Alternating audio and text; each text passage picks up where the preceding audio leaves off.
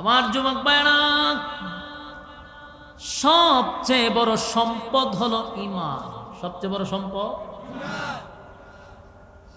যাররা যাররা পরিমাণ যদি ঈমান থাকে, আর এটা লইয়াও যদি কবরে যান, গুনার কারণে অপরাধের কারণে জাহান্নামের আগুনে জ্বলবেন, কথা ঠিক।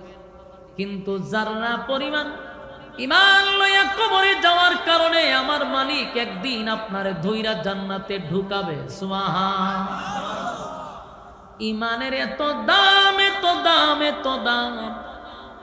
আসল জিনিসটার নামই হলো তো ঈমান। যদি ঈমান না থাকে রে, কুকুর বিড়ালের দাম আছে কিন্তু আমাদের দাম নাই। আল্লাহ কিন্তু এক আয়াতে বলছে, ওয়ালাকাদ কাররামনা বানি আদম। আদমের চেয়ে সম্মান আর মর্যাদা আমি কাউরে দেই নাই। আদমের সম্মান মর্যাদা সবচেয়ে বেশি। জানেননি ফেরেশতাদের চেয়েও আমাদের সম্মান বেশি, জানেন? তবে কখন সম্মানই হয় ফেরেশতাদের চেয়ে বেশি?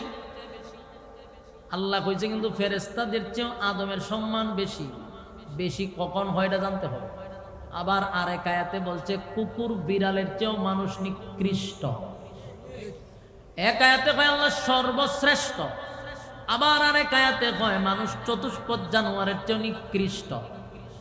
এই কথাগুলা বুঝার জন্য, এই কথাগুলির ব্যাখ্যা বোঝার জন্য আপনাকে আগে শিক্ষাগত যোগ্যতা অর্জন করতে হবে। কোরআনের ব্যাখ্যা জানার জন্য, কোরআন বোঝার জন্য মাদ্রাসায় পড়তে হবে। 5 পাস আর 2 পাস করে কিন্তু আপনি কোরআনের অর্থ বুঝবেন না। আমার কথা কি আপনারা বুঝতেছেন? কিতাব বুঝছেন? আমি তো দেখতেছি আপনারা বুঝতেছেন না। মনোযোগ দিয়ে শুনেন। আল্লাহ বলছে ফেরেশতাদের চেয়েও মানুষ দামি। আবার আরেক জায়গায় বললো মানুষ চতুষ্পদ জানোয়ারের চেয়ে নিকৃষ্ট। এখন মনে করেন আপনি একটা গণ্ড মূর্খ, জীবনে মাদ্রাসায় পড়েন নাই, মসজিদে যান নাই, স্কুলে যান নাই। আপনি যদি কথা শুনেন কইবেন বলে আল্লাহ এক জায়গা কইছে মানুষ ফেরেশতাদের চেয়ে দামি, আবার আল্লাহ কয় মানুষ কুত্তা বিলের চেয়ে নিকৃষ্ট। আল্লাহ কথা কেমনে কয়? দুই কথা দুই রকম হয়েছে গা। আপনার কাছে এরকম মনে হইতে পারে আপনি গণ্ড মূর্খ, আপনি অজ্ঞ, আপনার শিক্ষাগত যোগ্যতা নাই, আপনি স্টাডি করেন নাই কোরআন নিয়া, তা আপনার কাছে তো এটি মনে হইব। কিন্তু এটার ব্যাখ্যা তো জানতে হইব আপনার। এটার ব্যাখ্যা কি আমরা লাগানো হারিয়ে হারিয়ে জানতে পারবে? হ্যাঁ, কথা কই না। আল্লাহ বলছে মানুষ সৃষ্টির শ্রেষ্ঠ, আবার মালিক বলে মানুষ কুত্তা বিলার চেয়ে নিকৃষ্ট। তাহলে সৃষ্টির শ্রেষ্ঠ হইল কিভাবে, কুত্তা বিলার চেয়ে নিকৃষ্ট হইল কিভাবে? এটা তো বাইর করতেই হবে। কথা হয় না? বাইর করার জন্য তো আপনাকে স্টাডি করতেই হবে। কথা মানে ঠিক? গুতা দিয়ে ঠিক কোন লাগে না? আপনারা বিরক্ত হইতেছে? আমার যুবক ভাইরা, মানুষ সৃষ্টির শ্রেষ্ঠ তখনই হয় যখন তার ভিতরে 2টা গুণে গুণান্বিত হবে। 2টা গুণ যখন মানুষের মধ্যে থাকবে তখন মানুষ হবে সৃষ্টির শ্রেষ্ঠ। 1 নাম্বার হলো ঈমান, 2 নাম্বার হলো নেকামল। নেকামল নেকামল এই ঈমান আর নেকামল যার ভিতরে থাকবে সে হবে ফেরেশতাদের চেয়েও দামি। আর মানুষ কুত্তা বিলার চেয়েও নিকৃষ্ট হয় কখন রে? যার মধ্যে ঈমান নাই, নেকামল নাই। এটা কুকুর বিড়ালের চেয়েও নিকৃষ্ট। আল্লাহ কয় উলাইকা কাল আনআম। উলাইকা কাল আনআম কয়ে যদি আল্লাহ রেখে দিত, মোটামুটি ইজ্জত থাকে। কুত্তা বিলার সমান যদি হইতো তাও মোটামুটি ইজ্জত থাকে। কিন্তু আল্লাহ কয় বালহুম আদল, এর চেয়ে কত নিকৃষ্ট। বলুন, কুকুর বিড়ালের সমান বলছে না, এর থেকে নিকৃষ্ট কইছে? একটু হানা কইয়ে তইলে লোক কম হইলে অনেক সময় দেখা যায় আওয়াজে বক্তার কথা বলার আগ্রহ বাড়ে। আর আপনারা যেভাবে বইয়ে রয়েছেন না, কথা আর আগ্রহ বাড়ে না। কথা তো কইতে বক্তারটা তো জজবা তৈরি হওয়ার দরকার, এটা হইতেছে না। এলে ওই যে একটু হানা কইয়ে কথা যদি ও যুক্তিক হয় তেনে নামে কইতে যুক্তি কিনা আপনি মাথার দোকান না। ব্যাখ্যা তো আমি বুঝতেই পাবো। আপনি যদি উঠতে কোন বলে আল্লাহর কথা বুঝি না, তাহলে আরে মূর্খ, তুই আল্লাহর কথা বুঝবি কেমন? তুই বর্ষর 2 পাস, তুই খরচ নাচানাচি, তুই হইলে মালু, তুই হইলে নাস্তিক, তুই কেন বুঝবি না? বুঝা কেন কোরআনের বিরুদ্ধে কথা বলে? কোরআন বুঝার জন্য 16 বছর 17 বছর আলেমরা বসায়, এরপর আমরা বুঝি না, এখনো বুঝি না। 16 বছর 17 বছর মাদ্রাসা তৈরি আমরা বুঝি না এখনো। আরো মানুষ পিএইচডি করছে কোরআনের উপরে, তারপরও বুঝে না। আর হেতে ফোর বাস কইরা হয় কোরআন বুঝি না। আধা ঘন্টা যদি খাসা সিংলা দিয়া বাইরে নিয়ে যেত না, আধা ঘন্টা এর ভিত্তে থামাত আমি না, একটা মনে করেন বাইরেতে আমার সিল্লি দিত, বাইরেতে আমার সিল্লি দিত, খুব আনন্দ লাগতো আমার। এরকম একটা ভেবে শুনতাম আর বাইরেতাম, তাহলে আমি নাচলাম হইলে আনন্দের সুরে। এই সমস্ত শয়তান গুলারে খাসা গঞ্জি দিয়া বাইরে নিয়ে দরকার। বুঝস না গান গাছ, গান গাওয়ার থাকবি, বুঝস না জায়গা মাতস কেন, কথা বলস কেন? শান্ত মুসলমানদেরকে অশান্ত করলি কেন? মুসলমানদের কাছে অশান্ত করছ তোরা। আমার যুবক ভাইরা, মূল কথা হলো আল্লাহ এক জায়গায় বলছে মানুষ সৃষ্টির শ্রেষ্ঠ দুইটা গুণে গুণান্বিত হইলে, এক ঈমান আর এক হলো নেক আমল। মানুষ চতুষ্পদ জানোয়ার হয় কখন? যার ভিতরে ঈমান নাই, যার ভিতরে নেক আমল নাই। কথা বুঝতেছেন? এটা চতুষ্পদ জানোয়ার হয়। যেমন গুরুয়ে পুকুরে নামাজ পড়েনি, হালাল হারাম মাইনা চলেনি, প্রস্রাব পায়খানা করে পানি লয়নি, বিয়া শাদী করেনি, কথা হয় না করে, রাস্তাঘাটে কি বৈশা প্রস্রাব করে। তাহলে গুরু ছাগলে যা করে তুমিও যদি তা করো তাহলে বেশ কোনটা কর? আমরা দেশের অনেক যুবক গুরু ছাগলে খারিয়ামতে, হেও খারিয়ামতে। গুরু ছাগল যেমন বিয়া শাদী করে না কইরা আখাম কুখাম করে, হেরাও আখাম কুখাম করে। গুরু ছাগল যেমন রাস্তাঘাটে কারো কোনো লজ্জা শরম নাই, যেখানে মনে চাই গেল প্রস্রাব করে, এরাও দেখছি অনেক সময় হারিয়া মুতা দেয়। তাহলে তুই যা করলি গুরু ছাগল তাওই করলো, তো তুই আর মানুষ, তুই আর গুরু ছাগলের মধ্যে ব্যবধানটা কোথায়? আমার তো আল্লাহ বানাইছে সৃষ্টির শ্রেষ্ঠ, তা আমার চলা ফেরা উঠা বসা যদি গুরু ছাগলের মতোই হইল, তাহলে আমি সৃষ্টির শ্রেষ্ঠ হইলাম কেমন? গুরু ছাগলও খায় আমিও খাই, গুরু ছাগলও ঘুমায় আমিও ঘুমাই, গুরু ছাগলও মুতে আমিও মুতলাম, তো লাভ হলো কি? আপনারা কি বিরক্ত লাগতেছে? লড়া সরাটা কেড়ে করতেছে। স্লোগান কি দিতাম? স্লোগান দিতাম নি? যাক, আমি চাই না করে শরম দিতাম, আর একবার উঠলে কিন্তু স্লোগান শুরু হয়ে যাবো। আপনারা যদি বিরক্ত হন আমার কিন্তু ডাবল সুবিধা, খারাপ লাগতেছে না। বিরক্ত হলে আমি ছেড়ে দিতে পারো, যদি ভালো না লাগে কইবেন ওদের ভালো লাগতেছে না। কথাগুলি শুনবেন আর বাড়িতে নিয়ে যাবেন। আজকে জানলেন যে মানুষ সৃষ্টির শ্রেষ্ঠ হয় দুই গুণে গুণান্বিত হইলে। মানুষ কুত্তা বিলার চেয়ে অনেক নিকৃষ্ট হয় দুই গুণ ভিতরে না থাকলে। আমার যুবক ভাইরা, ইমানের এত পাওয়ার রে, ইমানের এত পাওয়ার, নেক আমলের এত পাওয়ার, যেই ফেরেশতারা জীবনে কোনোদিন গুনাহ করলো না, ফেরেশতারা গুনার মজা বুঝলো না, অথচ সেই ফেরেশতাদের চেয়েও আল্লাহ মানুষের সম্মান বাড়ায়া দিছে। আল্লাহ বলেন, মানুষ আমি তোর এত সম্মান আর মর্যাদা দিলাম অনর্থক নয়, অকারণে নয়। বান্দারে দুনিয়ায় পাঠাইলাম অনর্থক নয়, অনর্থক নয়, বেহুদা না। আমি আল্লাহ উদ্দেশ্য দিয়া দুনিয়ায় পাঠাইছি, কারণ দুনিয়াটা হলো একটা ক্ষণস্থায়ী। এই ক্ষণস্থায়ী দুনিয়ায় কেন পাঠাইলাম? শুধুমাত্র পরীক্ষা দেওয়ার জন্য। এই পরীক্ষা আসবে গো, পরীক্ষায় যারা উত্তীর্ণ হবে আল্লাহ বলেন কানাত লাহুম জান্নাতুল ফিরদাউসি নুজুলা, আমি ওয়াদা দিলাম তোদেরকে জান্নাত দিব। যুবক ভাইরা, যদি ঈমান আর নেক আমল না থাকে, 4 পয়সার কোনো দাম নাই। মাথাতে রাখবেন, 4 পয়সার কোনো দাম নাই। যারা পরকালে বিশ্বাস করেন তারাই শুধু কথাগুলির মর্ম বুঝবেন। যারা পরকালের মর্ম বুঝে না, এরা ওয়াজ করে কোনো লাভ আছে? এত জান্নাত জাহান্নামে বিশ্বাস করে না। অনেক সময় অনেক মানুষ কয়, হুজুর কেমনে বিশ্বাস করতাম? কবরের পাশে দিয়া যায়, কত কবর ভাঙা দেখি, আগুনও দেখি না, ফুলও দেখি না। আপনারা এখন জান্নাতের ফুল বাগান আর জাহান্নামের আগুনের কেন্দ্র। কত কবর ভাঙা দেখলাম, ফুলও দেখলাম না, আগুনও দেখলাম না। বুঝছেন নি? নাস্তিকদের প্রশ্ন, কেমনে বিশ্বাস করেন? আমিও হন এরার একটা প্রশ্ন, এরারে কোরআন হাদিস জানতে পারতেন না, এরারে আপনি প্রশ্নের জবাব দিবেন, যুক্তি দিয়া যুক্তি দিবেন।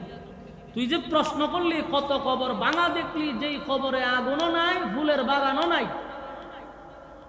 দেখছে না? হ্যাঁ, আমি এর প্রশ্ন করলাম। তোর পাশেই মনে করো যে আপনি আর আপনার স্ত্রী এক জায়গায় ঘুমাইলেন, একই বিছানায় ঘুমাইলেন, আপনার স্ত্রী বসে রয়েছে আর আপনি পুরা ঘুমে আছেন। স্ত্রীর কাছে ঘুমাইয়া আপনি স্বপ্নে গেছেন গিয়ে আমেরিকা, গিয়া সেখানে আনন্দ মাস্তি করতেছেন, সাগরের পারে বোতল টানতেছেন, হুড়বুড়ি নিয়ে নাচানাচি করতেছেন। ওই নাচানাচির কারণে ঘুমের মধ্যে আপনি তেতা করতেছেন, নাচতাছেন, কারণ বইয়ের ঠেলা দেখলে কি তারে তুমি ঘুমের মধ্যে হাতও নাচো কেড়ে আবার হাসো কেড়ে, ঘটনা কিটা? আহা, এক ঠেলা দিয়া তোমার আমেরিকাতে বাংলাদেশে লইলা। আমি তো আমেরিকা আসলাম, সেখানে আমি সাগরের ভাড়ে বোতল টানছিলাম, কত মাস্তি করছিলাম। তখন আমার বউ যদি কয় আমি তোমার কাছে বইয়া রইলাম, আমি না দেখলাম আমেরিকা, না দেখলাম বোতল, না দেখলাম হুর, দাঁড়ে বইয়া দেখলাম না, এটার যে উত্তর নাস্তিকদের, সেই উত্তর জীবন্ত মানুষের সাথে মৃত মানুষের সাথে যা ঘটে জীবন্ত মানুষ তা দেখে না। ঘুমন্ত মানুষ যা দেখে জাগ্রত মানুষ তা দেখতে পায় না। ঘুমাইয়া ঘুমাইয়া আমেরিকা গেছে, আমরা জাগ্রত, আমরা তো জানবেন না হ্যাঁ ঘুমের মধ্যে কি করতেছে। তো ঘুমন্ত মানুষ যা দেখে জাগ্রত মানুষ কি তা দেখতে পায়? তাহলে মৃত মানুষের সাথে যা হয় জীবিত মানুষ তা দেখতে পায় না। নাস্তিকদেরকে বুঝাইতো কেন?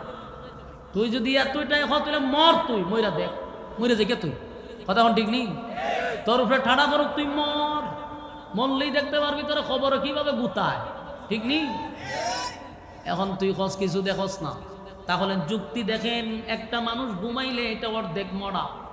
ঘুমের মানুষ যদি বিভিন্ন দেশে সফর করতে পারে, স্বপ্নের যুগে সে অনেক দূরে চলে যায়, জাগ্রত মানুষ তা দেখতে পায় না রে।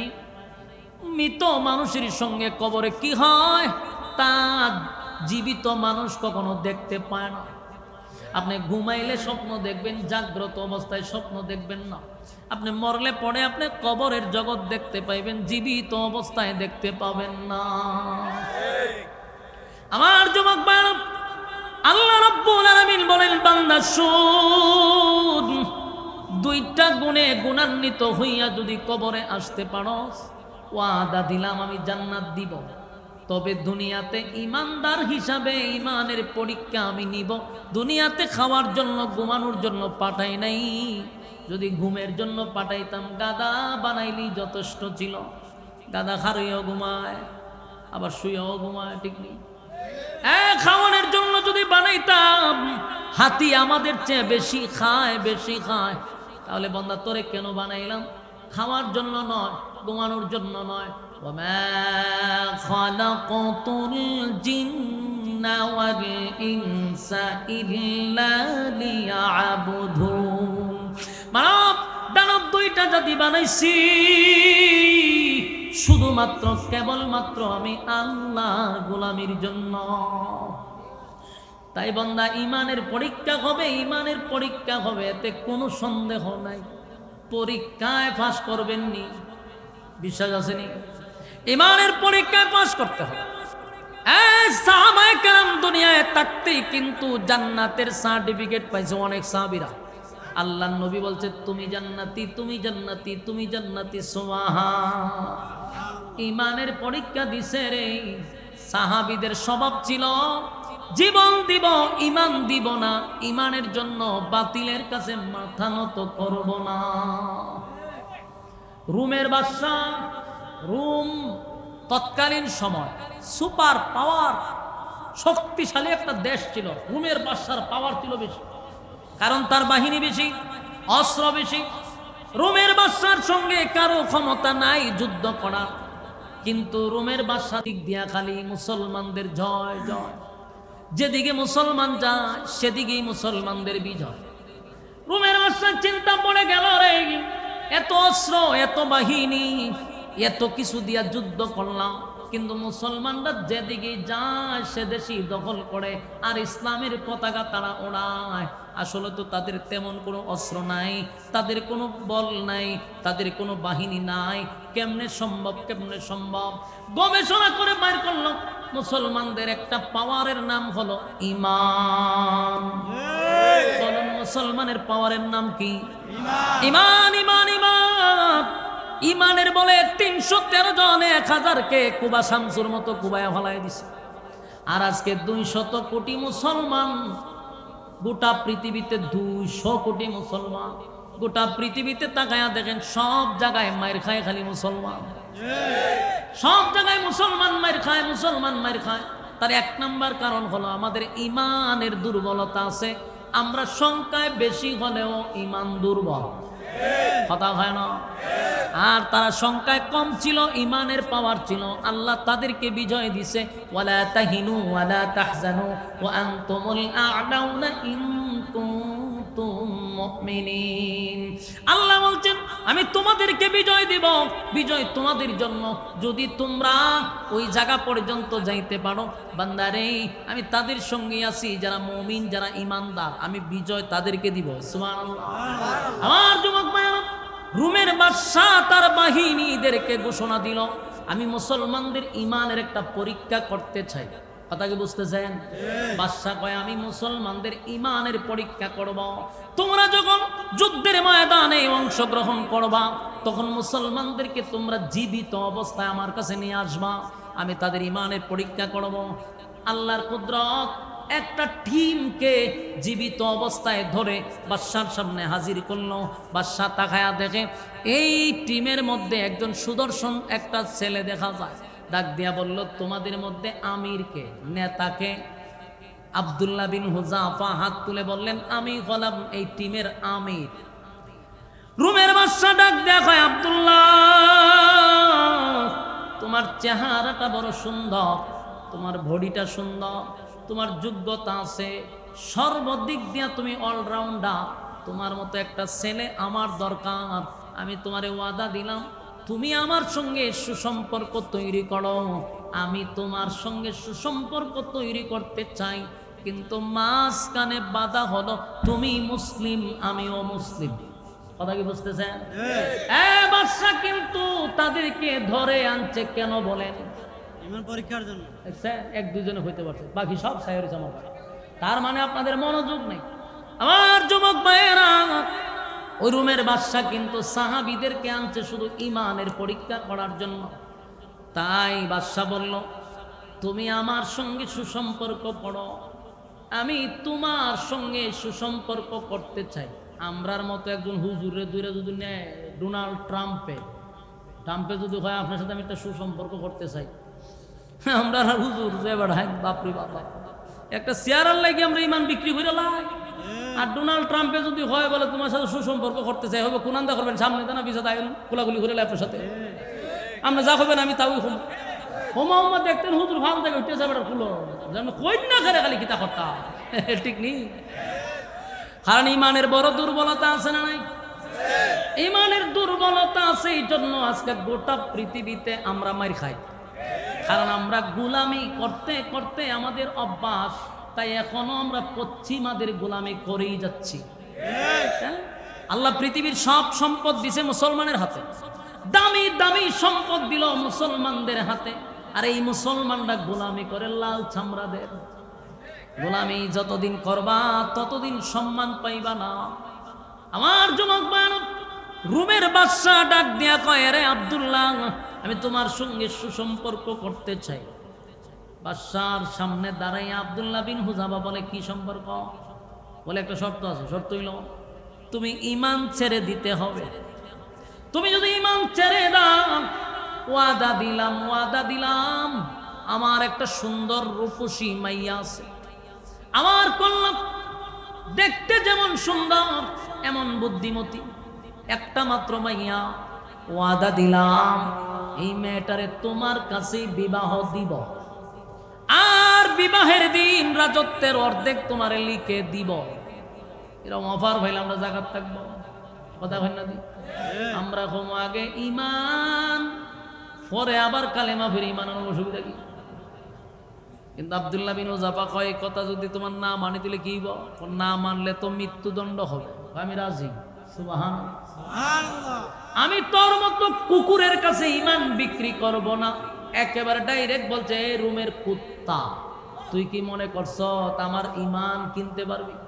তোর মতো বেঈমানের কাছে আমার ইমান বিক্রি করব আমি নবীর সাহাবী। বাদশা এত লজ্জা পাইছে, তার মারাত্মক মাইন্ডে লাগছে। এত বড় রাজত্বের সামনে দাঁড়াইয়া কুকুর বইলা ডাক দিছে, বাদশার মাইন্ডে লাগছে। বাদশা কয় এদের ইমান কত শক্ত আমি এটা দেখে নিব।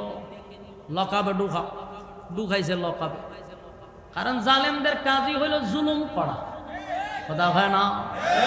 ঢুকাইল লকাবে, লকাবে ঢুকানোর পরে আব্দুল্লাহ বিন হুযাফারে আলাদা রাখছে। একটা নর্তকীরে সুন্দর করে সাজাইছে। নর্তকী চিনুননি?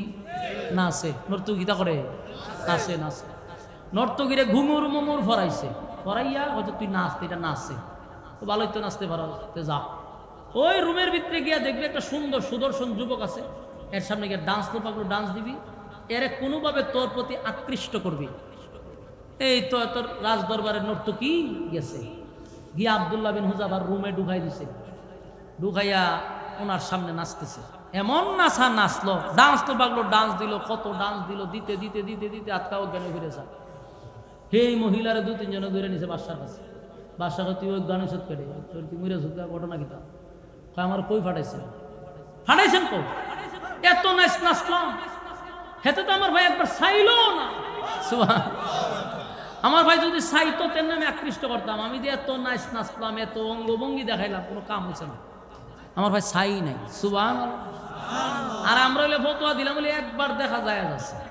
আচ্ছা কিতা এটা নাচে দেখতে লইছেন? দেখছি বালা, একবার একটু দেখলাম, কতক্ষণ পর আবার চোখ ফিরে নিতাম। কিন্তু নবীর সাহাবী একটা বারের জন্য তাকায় নাই, তাকায় নাই, তাকায় নাই। এক পর্যায়ে বাদশা এখানে এসে কয় আমি এখানে ফিল মারলাম, কোনোভাবেই তো আমি তারে আমার বাগে ফেলাইতে পারতেছি। এবার সিদ্ধান্ত নিয়ে যখন খানা বন্ধ, খানা বন্ধ করে দিছে। আচ্ছা কোন একদিন যদি আমরা না খাই মেজাজটা কেমন গরম হয়? যারা রোজা রাখে ইফতারির আগ মুহূর্তে দেখছেন মেজাজটা কেমন থাকে, ঠিক নেই? রোজাদারের সামনে ইফতারের আগে গিয়ে আপনি বেশি কথা হইয়েন না। বেশি কথা হলে মার খাইবেন, মারাত্মক মারি লিব বাইরিয়া। কারণ এই সময় রাগ শরীর খালি ফেট কর গুসা বুঝা গেল খাওয়ান ফেটো না থাকলে রাগ উঠে।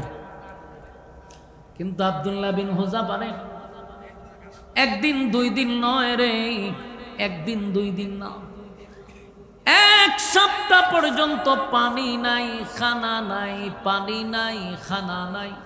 বলুন এক সপ্তাহ পর্যন্ত যদি কোনো মানুষ পানি না খায়, খানা না খায়, বাঁচব? মারা যাবে। আব্দুল্লাহ বিন হুযাফা এক সপ্তাহ পর্যন্ত খানা দিল না, পানি দিল না, পেটে আর পিঠে লেগে গেছে, কথা বলতে পারে না, শুয়ে আছে, দাঁড়াইতে পারে না, বসতে পারে না। এমন পরিস্থিতিতে ডাক্তার বাদশাকে বলল, ডাক্তার সাহেব বাদশারে বলল, বাদশাহ রোগী বাঁচবে না, আর যদি একদিন যায় রোগী বাঁচবে না, মারা যাবে। কারণ এমন ভাবে আপনি তারা রাখছেন, পানিও নাই, খানাও নাই, রোগী বাঁচবে না। বাদশা কয় তাড়াতাড়ি খাবার লইয়া যা। খাবার নিয়ে গেছে সামনে, কয়টা হইল শুকুরের মাংস, এটা হইল মদ। বলুন হালাল না হারাম? কারণ প্রচন্ড খিদা যদি আপনার আসে তখন হালাল না হারাম দেখার টাইম আছে। আর আমরা যদি এক সপ্তাহ খাওয়ান না থাকতো, সামনে যদি শুকুরের মাংস দিত, আমরার কাছে ফতোয়া রেডি। আমরা কইলাম হলে জীবন বাঁচানো ফরজ, যা খাওয়ান যা খায়ালা বাঁচন লাগবে তো, ফতোয়া তো রেডি থাকে। জীবন বাঁচানো ফরজ এই কথা বলে দুহাই দিয়ে আমরা খাইতাম। জায়েদ ছিল কথা সত্য, জান বাঁচানো ফরজ।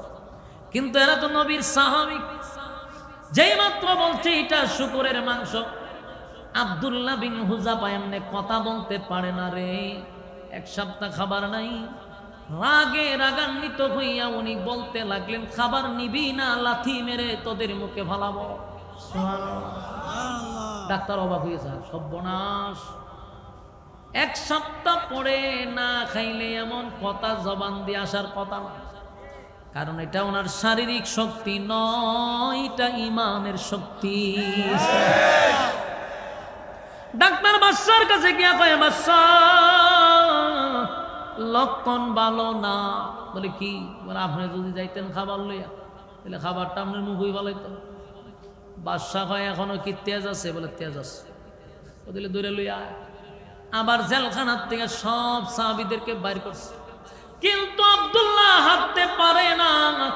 দাঁড়াইতে পারে না, উঠতে পারে না, বসতে পারে না। 1 সপ্তাহ ধরে খানা নাই, পানি নাই। 2 জন মানুষের কাঁধে বর করে বাদশার সামনে দাঁড়াইছে। বাদশা তাকায়া দেখে কঙ্কাল হয়ে গেছে রে, এমন অবস্থা হয়েছে দাঁড়ানোর মতো কোনো শক্তি নাই। বাদশা আব্দুল্লাহর দিকে তাকায়া কয়, আব্দুল্লাহ রে, আমি না সুন্দর একটা অফার দিছিলাম, আমার সুন্দরী রূপসী মেয়েটাকে তুই বিবাহ করবি, রাজত্বের অর্ধেক লিখে দিব, মানলি না। এখন দেখ কেমন লাগে। আব্দুল্লাহ, এখনো সময় আছে, কালেমা ছেড়ে দে, আমার দলে যোগদান গ্রহণ কর। আব্দুল্লাহ ডাক দিয়া কয়, রুমের কুত্তা, তোর সামনে আমি কোনোদিন মাথা নত করব না। সুবহানাল্লাহ। বাদশার মেজাজ গেছে গরমে। বাদশা কয়, বড় একটা ডেকসি আন, বিশাল বড় ডেকসি, এটার মধ্যে তেল গরম কর। তেল গরম করতে লাগলো, টক বগে তেলগুলি গরম হয়ে গেছে।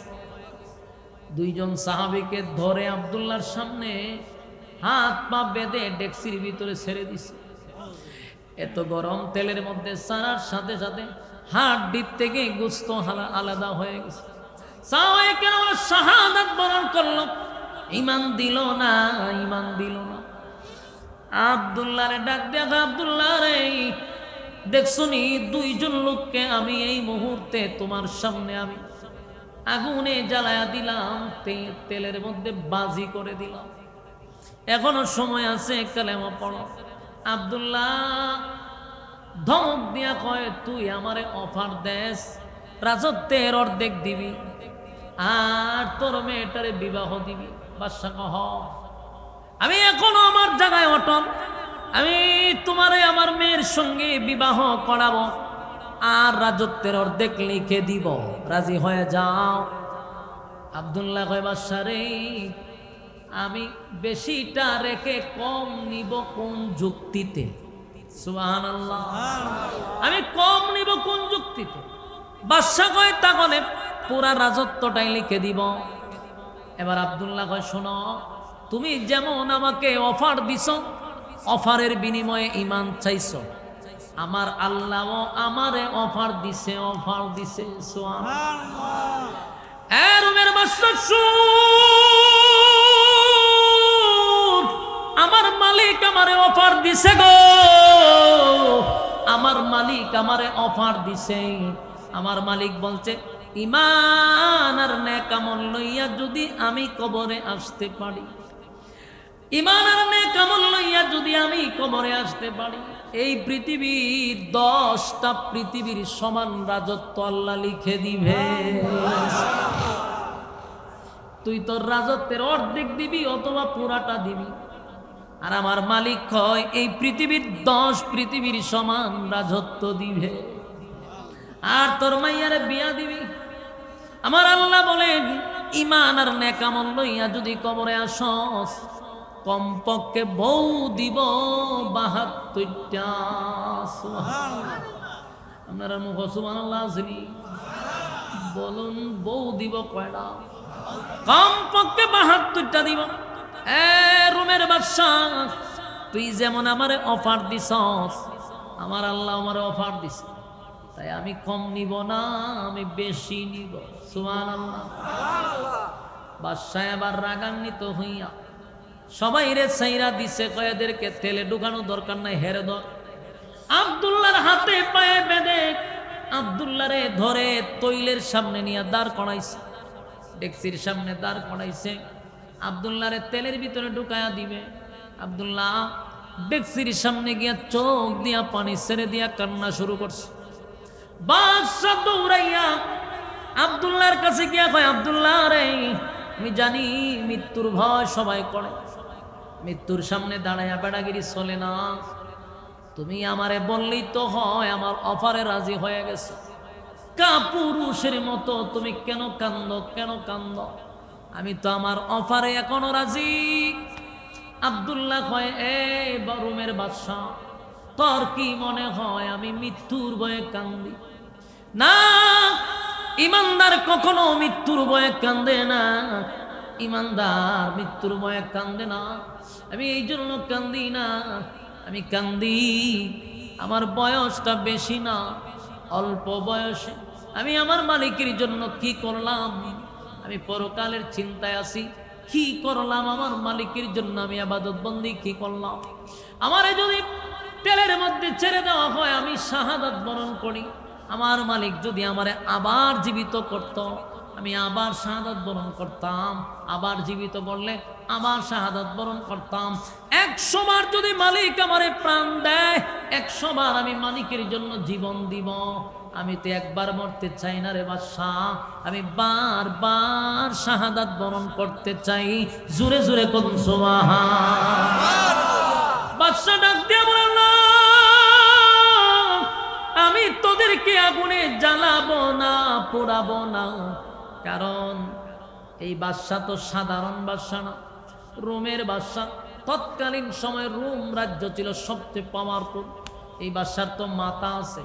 বাদশাহ চিন্তা করলো, এখন যদি তারে আমি আগুনে ফলাইয়া হত্যা করি, সে জিতে যাবে আর আমি বাদশাহ হেরে যাব। সে তো জিতে যাবে, কারণ সে মরতে চায় 100 বার, আমি মারবো তারে একবার, তাই তারে আমি জিততে দিব না।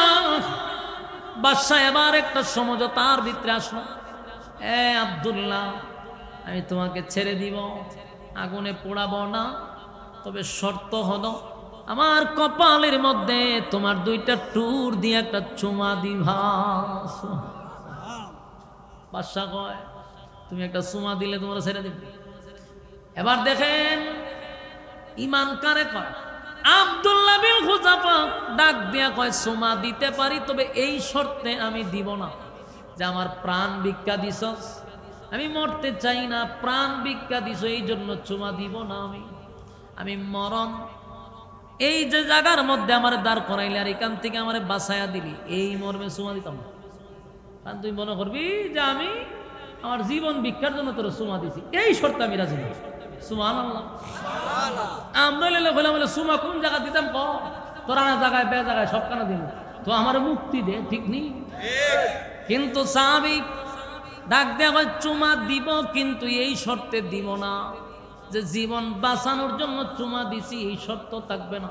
আমারও শর্ত আছে, আমি তোরে চুমা দিতে পারি একটা শর্তে, এটা হলো আমার নবীর যতগুলা নিরহ সাহাবীরা জেলখানায় বন্দী আছে, সবাইরে যদি ছেড়ে দেয়, এই মরমে চুমা দিব। বাদশাহ দে চুমা দিব, সবাই ছেড়ে দেব।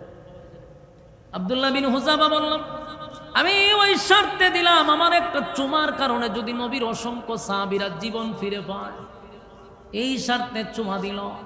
বাদশাহ এখানে নিজেই লজ্জিত হইয়া বলল, মুসলমানদেরকে কেউ থামায়া রাখতে পারবে না, কারণ তারা ইমানের উপর অটল। সুবহানাল্লাহ। আজকে এই মুসলমানদের ইমান নেই। 5 টাকার রংসার কাছে মুসলমানদের ইমান বিক্রি করে, রাতের বেলায় বুড়ের আগের দিন 500 টাকা ঘরে এদের মাথা কিনে, ঠিক নেই? ইমান বিক্রি করে বুড়ের আগের রাত্রে। কেন রে ইমান বিক্রি করবি কেন? কারণ 2টা জিনিসই তো আল্লাহ নেওয়ার কথা বলছে। এক হলো ইমান, 2 হলো নেকামল, আরেকটা হলো নেকামল ওয়া আমিলুস সালিহাত। নেকামলের দাম আছে। এই যে প্যান্ডেলের ভিতরে বসছেন, আপনি আমার মতো বহু মানুষ রাস্তাঘাটে আড্ডায় ব্যস্ত, মোবাইলে ব্যস্ত, ঘরে টিভিতে ব্যস্ত, কিন্তু আপনি আরামের ঘুম হারাম করে এখানে বসছেন। যতগুলা আয়াত আপনাদের সামনে বলা হয়েছে, প্রতিটা হরফে হরফে 10টা করে নেকি আপনার আমলনামায় ঢুকে গেছে। আর এখানে যতক্ষণ বসা ছিলেন, নাযালাত আলাইহিমুস সাকিনা, উপর থেকে সাকিনা রহমত নাজিল হয়েছে। কারণ আপনারা আসছেন নেক আমলের জন্য। আল্লাহ 2 নাম্বার শর্ত দিছে, নেক আমল, নেক আমল, নেক আমল। এই নেক আমল লইয়া যদি কবরে না যাইতে পারি গো, উপায় থাকবে না, উপায় থাকবে না। আল্লাহ বলেন, জান্নাতীরা যখন জান্নাতের ভিতরে যাবেন ঈমান আর নেক আমল লইয়া, আমি আল্লাহ আমার ওয়াদা রক্ষা করব। কানাত লাহুম জান্নাতুল ফিরদাউসি নুজুলা, আমি তাদেরকে জান্নাতুল ফিরদাউসের মেহমান বানায়া দিব। সুবহানাল্লাহ। জান্নাতের ভিতরে ঢোকার পরে আল্লাহ বলেন খালিদিনা ফিহা লা ইয়াবগুনা আনহা হিওয়ালা। জান্নাতের ভিতরে ঢোকার পরে যুবক ভাইরা, জান্নাতের ভিতরে ঢোকার পরে আনন্দের আর কোনো সীমা থাকবে না। আল্লাহ বলেন দুনিয়া হলো আফসোসের জায়গা, দুনিয়াটা হলো একটা স্যাম্পল। বলুন কি পল? দুনিয়া হলো স্যাম্পল। আল্লাহ যেমন তার নবীরে এক আয়াতে জানায়া দিছে, ওয়ালাল আখিরাতু খায়রুন লাকা মিনাল উলা ওয়ালা সাওফা ইউতিকা রাব্বুকা ফাতারদা। আল্লাহ বলেন ওয়ালাল আখিরাতু খায়রুল লাকা মিনাল উলা। বন্ধু, আপনাকে আমি যা দুনিয়ায় দিছি এটা স্যাম্পল, আর আপনার জন্য আমি সব বরাদ্দ রাখছি পরকালে গোডাউন। সুবহানাল্লাহ। আমার যুবক ভাইরা, দুনিয়াতে যদি আপনি আমেরিকার প্রেসিডেন্ট হন, আপনি যদি চীন জাপানের প্রেসিডেন্ট হন, গোটা পৃথিবীর বাদশাহ যদি হন, কসম খোদা আপনার আফসোস পুরা হবে না, হবে না, হবে না। কারণ দুনিয়াটাই হলো আফসোসের জায়গা, আফসোসের জায়গা। বলুন তো দেখি, আমেরিকার প্রেসিডেন্ট হইলে পাওয়ার কি কম আছে? গোটা পৃথিবীর বাদশা বলা হয় আমেরিকার প্রেসিডেন্টকে। এরপরও ট্রাম্পের আফসোস আছে না নাই? আরো জোরে। এক নাম্বার আফসোস হলো, হায়রে আমি তো প্রেসিডেন্ট হইলাম ঠিক, কিন্তু বুড়া খালা হইছি। কথা হয় না? এত বুড়া হয়ে গেছে। কথা হয় না? তার মনের মধ্যে গিয়ে দেন আফসোস যে আমি যদি জোয়ান খালা এরকম প্রেসিডেন্ট হইতাম। ঠিক নেই? আমার যুবক ভাইরা, মানুষের আফসোসের কোন শেষ নাই রে। এক নাম্বার আফসোস হলো মরণ আছে। এটা তো একটা আফসোস, কোনদিন মরে যাই। তাহলে মরণ আছে, বার্ধক্য আছে, অসুস্থতা আছে। মানুষের আফসোসের কোনো শেষ নেই। আল্লাহ বলেন জান্নাতের ভিতরে যখন কোনো মানুষ ঢুকবে, এক নাম্বার সুসংবাদ হলো এই মানুষটা আর কোনোদিন মরবে না। সুবহানাল্লাহ। এক নাম্বার হলো মরণ নাই গো। এক নাম্বার হলো মরণ নাই। দুই নাম্বার হলো মানুষ কোনোদিন বৃদ্ধ হতে চায় না, বৃদ্ধ হতে চায় না। আপনারা কি বৃদ্ধ হইতে চান? হ্যাঁ, কথা কইনা দি। সাদা দাড়ি যদি তাকে দেখবেন, সেলুনও নিয়ে এটারে কালার করে খালা বানায়। যদি দিগান দাদা আপনার দাড়ি তো সাদা আছেন, খালা হয়েছে কেটে, এখন এলে বুড়া দেখা যায়। তার মানে বৃদ্ধ হতে চায় না, সেও যুবক হইতে চায়। কথা বলে আমার যুবক ভাইয়েরা, বলুন কালো মানুষ সুন্দর হইতে চায় কিনা? আরো জোরে। তাম পৃথিবীর সব হুজুর লইয়া যদি দোয়া করে, আবার যদি মনে করে না বাংলাদেশের কোন হুজুর দিয়া দোয়া করাইতাম না, আমি মক্কা মদিনার ইমাম বাড়া করে দোয়া করো। মক্কা মদিনার ইমাম লইয়া যদি দোয়া করেন, আল্লাহ আমি কালো মানুষ, আমার আপনি সুন্দর করে দেন, সুন্দর করে দেন, সুন্দর করে দেন। ঘুম থেকে ওইটা যেন দেখি আমি খালা সাদা হইয়া গেছি। দোয়া কবলিব তোমার কথা দেখুন না। মক্কার ইমাম লইয়া যদি দোয়া করেন, কবুল হবে না। কালো মানুষ সুন্দর হয় না। এই যে যারা কালো, এদের মনে মরণ পর্যন্ত আফসোস আছে না? না, মরণ পর্যন্ত আফসোস হলো সে সুন্দর হতে চায় কিন্তু কালো। আবার খাটো মানুষ, খাটো বাটি, এই বাটি মানুষ মৃত্যুর আগ পর্যন্ত তার একটা আফসোস থাকবে, হায় রে আর যদি 4 ইঞ্চি লম্বা হইতাম। কথা হয় না? আফসোস। তাম পৃথিবীর মানুষ লইয়া যদি দোয়া করেন, কোনোদিন কি 2 ইঞ্চি লম্বা হওয়া যাবে? তাহলে আফসোস থেকে গেল। আপনি গোটা পৃথিবীর বাদশা হইতে পারেন, কিন্তু 4 ইঞ্চি লম্বা হইতে পারবেন না। কথা হয় না? হ্যাঁ যুবক ভাইয়েরা, মানুষের আফসোস আছে রে। কত আফসোস লইয়া মানুষ কবরে যায়, দুনিয়ায় তার আফসোস পুরা হয় না। আল্লাহ হয় যেদিন তুই জান্নাতের ভিতরে ঢুকবি, 1 নাম্বার তোরে সুসংবাদ জানায়া দেওয়া হবে, আজকের থেকে আর কোনোদিন তুই মরবি না। সুবহানাল্লাহ। 2 নাম্বার, আর কোনোদিন তুই বৃদ্ধ হবি না।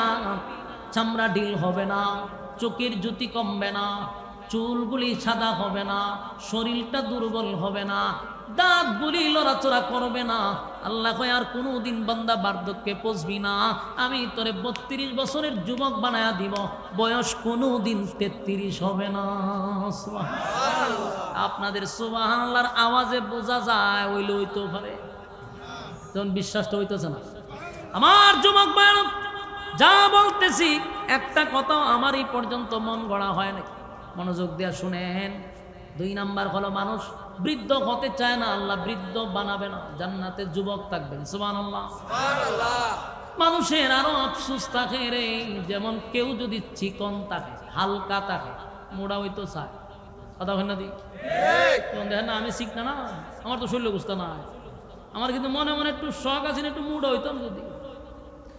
বাংলাদেশের 64 জেলায় যদি ওয়াজ করি, আমার প্রোগ্রাম প্রতিদিন যদি 2টা 3টাও থাকে, কিন্তু আমি তো প্রধান বক্তা দিই প্রায় জায়গাতে, কিন্তু বেড়া তো শুধু সেরা সুরায় সুরতে মুরতে শুধু না, শিখন শিখ না মানুষ। আমি তো প্রধান বক্তা, যে একটা মানুষের যে কয় যে চেয়ারটা মাঝে বইব না, বই একটা বোঝা যায় না, একটা বাপসাপ আছে। আমার চেয়ার পুরো সবসময় খালি থাকে, আপনি চাইলে 100 বাতে 2 জন বইতে পারবেন। আমার আল্লাহ এমন বাবা বানাইছে, হালকা মানুষ, মন না মাঝে মধ্যে যায় একটু তো স্বাস্থ্য মাস্ত হইতে ভালোই আছে। কিন্তু আমার যারা বন্ধু বান্ধব আছে একটু স্বাস্থ্যবালা, এরা সামনে বলে আমি করি তোর স্বাস্থ্যটা যদি আমার হইতো, ওমা হনে কয় কি যে আমি তো হই তোর মতো বডিটা যদি পাই হইতো, কারণ আমরা তো শান্তি নাই ভাই, কিন্তু তোর তো শরীর ফাতলা, তুই তো শান্তিতে আসস। আর আমারও আফসোস হলে হের মতো একটু স্বাস্থ্য মস্ত হইতো, হেতে কয় আমার মতো হইতো। তখন আমি বললাম টাকার দরকার নাই, দুনিয়া আফসোসের জায়গা। আমি আফসোস করি তোরটা নিয়ে, তুই করস আমারটা নিয়ে, কপালের ঘরের কপাল, ঠিক নেই।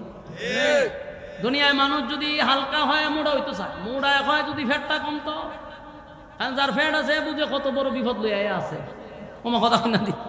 কিন্তু আমরা তো ফ্যাটই নাই, ফ্যাট কি জিনিস অন্তু হয়ে বাজে না, ফ্যাট আর ফিটে লেগে থাকে।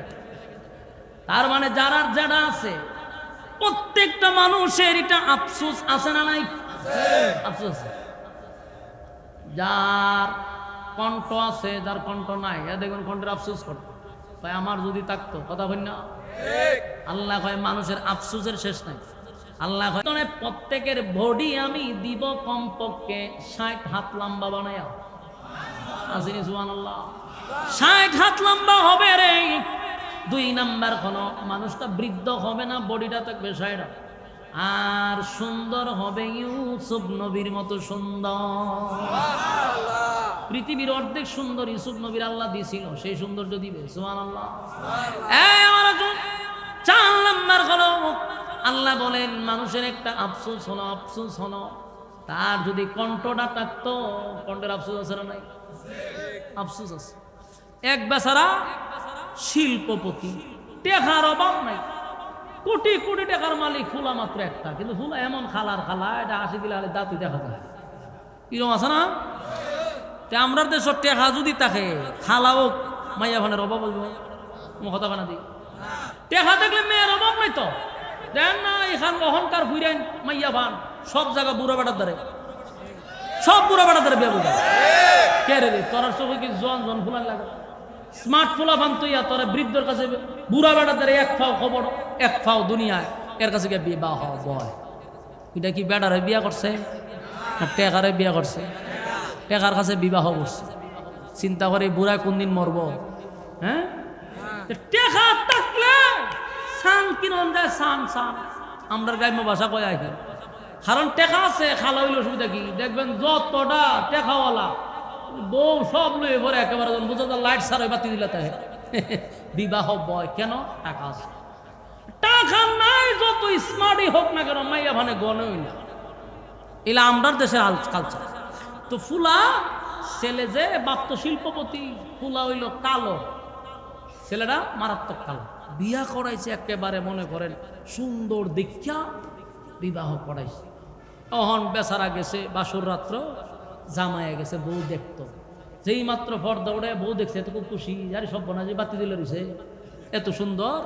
কিন্তু মাইয়া যখন সব কুইলা জামার ভাই চাইছে, মাইয়া মারছে চিল্লি, এমন ভাবে চিল্লি মারছে, এখন জামাইয়া হয় সব বোনার ইজ্জত থাকতো না। তুমি যে জায়গা বইয়া চিল্লি দিছো, মানতে শুনলে আমার ইজ্জত এমনি শেষ, কান্দাকাটি করে না। ওনার মাইয়া তো কানতেছে, মাইয়াই যে হেরে দিকে খানতেছে এটা তো হে বুঝতেছে না। হে মনে করছে মাইয়াই মনে মা বাপ সাইরাইছে, ব্যথায় বেদনায় খানতেছে, কিন্তু বাবারে তোরে দিকে খানতে মাইয়াই হয় আমি এরকম খালা জামাই হয়ে পেলাম খানতেছে। তো হে বইয়া চিন্তা করলো মেয়ে বউর মনটা খারাপ, তার একটা গানও টান দে, গান টান গাইলে বউর মনটা একটু আনন্দ আসে। এ দিছে গানও টান চোখ বন্ধ করে, হ্যাঁ গান গাইতেছে আজকে চাই দে বউ নাই। কিরে বউ গেল কো? দরজা খুললা দিয়ে গিয়া দেখে বউ মাটির ফিরে খানতেছে। আগে খানছে কোথায়? গড়ের ভিতরে। এখন উড়ানো ফিরে খান দে। এ গিয়া বউ আগেই ভালো আছি, দরজা জানালা লাগাই আছি, যাও খান্না খানছ। তুমি তো উড়ানো খানতা যাও, আমারে কি রাখবান? আমার মারিলে বেজ্জিতি তো শেষ। তুই উড়ানো খানদোস করে হয় আগে খানছিলাম তোরে দেখা, আর ওখান খান্দি তোর গলা দুই না। আমার বাপে কই বিয়া দিল, তুই যেভাবে বেমানি শুরু করছ এইভাবে ছাগলও বেমায় না। অহন হে মাতার তাফায়ের কপালের ঘরের কপাল, আল্লাহ যদি আমার গলাটা দিত তাও তো ভালো আছে। তো বলুন গলার আফসোস আসেনি? আল্লাহ কয় জান্নাতের ভিতরে গলার আফসোসও থাকবে না। জান্নাতের ভিতরে দাউদ নবীর মতো কণ্ঠ হবে, দাউদ নবীর মতো কণ্ঠ। সুবহানাল্লাহ, সুবহানাল্লাহ। দাউদ নবী তার গ্রন্থের থেকে তেলাওয়াত করলে উড়ন্ত পাখি বৈশা যেত, নদীর মাছগুলা লাফাইতে লাফাইতে আইসা পড়তো। সুবহানাল্লাহ। আমার মালিক দাউদ নবীর এত সুন্দর কণ্ঠ দিছে রে, জান্নাতি সব মানুষের কণ্ঠ থাকবে দাউদ নবীর মতো। সুবহানাল্লাহ। আমার যুবক ভাইরা বলতে থাকলে বলতেই থাকবো, লম্বা আলোচনা। শুধু এতটুক বুঝাইতে চাই রে, দুইটা জিনিস লইয়া যদি কবরে যাই তাহলে আল্লাহ বলেন আর কোনোদিন আফসোস থাকবে না, সব আফসোস আমি পুরা করে দিব। সুবহানাল্লাহ। কোনো আফসোস থাকবে না। রাজত্ব দিব, গাড়ি দিব, বাড়ি দিব, নারী দিব, সব দিব, মরবি না। প্রস্রাব পায়খানা নাই সেখানে, বাথরুমের প্রয়োজন নেই, প্রস্রাবের প্রয়োজন নেই। আমার যুবক ভাইয়েরা এত বড় নিয়ামত দিবে, বলুন শর্ত আছে না না? আরো জোরে আছে না না? এক নাম্বার শর্ত হলো ইন্নাল্লাযীনা আমানু, দুই নাম্বার হলো আমিলুস সালিহাত, ঈমান আর নেক আমল। শুরুতেই বলছি ঈমান আর নেক আমল ছাড়া যদি কেউ কবরে যায় কুত্তা বিলার চেয়ে নিকৃষ্ট হইয়া কবরে ঢুকবে। ঈমান আমল লইয়া যদি কেউ কবরে যায় ফেরেশতাদের চেয়ে দামি হইয়া কবরে যাবে।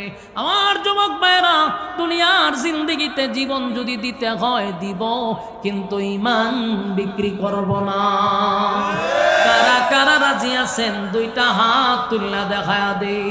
লিল্লাহে তাকবীর, লিল্লাহে তাকবীর। রাজি আছেন ইনশাআল্লাহ? ঈমানের জন্য যদি জীবন দিতে হয় জীবন দিব। আমার ঈমান নিয়ে আকীদা নিয়ে যদি কেউ কথা বলে সেটা দিবে? হ্যাঁ, কথা কয় না দিবে। আল্লাহ এবং রাসূলের বিরুদ্ধে যদি কেউ কথা বলে, ইসলাম নিয়ে যদি কেউ কথা বলে, কোরআনের বিরুদ্ধে যদি কেউ কথা বলে, ইসলামের বিরুদ্ধে যদি কেউ উস্কানি দেয়, সেখানে বৈশা বৈশা তাসবিহ পড়ার দায়িত্ব আপনার না, তার প্রতিবাদ করা হইল আপনার দায়িত্ব। যদি আমার দল আমার ইসলামের বিরুদ্ধে কথা বলে, দল থেকে আমি পদত্যাগ করব, অসুবিধা কি?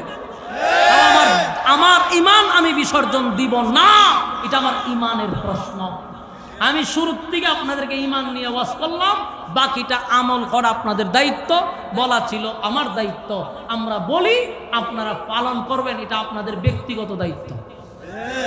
কারণ সমস্ত নবী রাসূল আল্লাহ দুনিয়াত পাঠাইছে হেদায়েত দেওয়ার জন্য না, হেদায়েতের রাস্তা দেখায়া দেওয়ার জন্য। মানে হেদায়েতের মালিক কে? আর নবী ওয়াজ কইরা গেছে, কিন্তু কারে হেদায়েত দিবে কারে দিবে না এটা আল্লাহর একক সিদ্ধান্ত। উলামায়ে কেরাম ওয়াজ কইরা যাইতেছে, মানা না মানা এটা আপনার ব্যক্তিগত। বাংলাদেশে যেই পরিমাণ ওয়াজ নসিহত হয়, নাস্তিক কমে না বাড়ে? নাস্তিকরা বাড়তেছে। এই নাস্তিকদের বুড়া উৎরায় না দেওয়া পর্যন্ত বাংলাদেশে শান্তি হবে না। আর আমরা একটা সময় করি কি, ইসলামের বিরুদ্ধে কেউ কিছু বললে মানববন্ধন লইয়া খাড়ই, ইসলামের বিরুদ্ধে কেউ কথা বললে আমরা আন্দোলন করি, আমরা মিছিল মিটিং এর ডাক দেই, ঠিক না? এটা একটা ভুল ধারণা, এটা আমাদের বাদ দিতে হবে। ইসলামের উপর আঘাত দিলে আমরা মানববন্ধন করে লাভটা কি হবে? বিচার দিয়া লাভ কি হবে?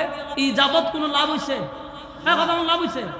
16 বছর যে ফ্যাসিস্ট সরকার ছিল তার বাবার বিরুদ্ধে কথা বললে 24 ঘন্টার ভিতরে আপনাকে গুম করা হবে। এখনো যারা আসে নাই তাদের বিরুদ্ধে আপনি কথা বলে দেখেন, আপনার উপরেও কিন্তু অ্যাকশন শুরু হবে।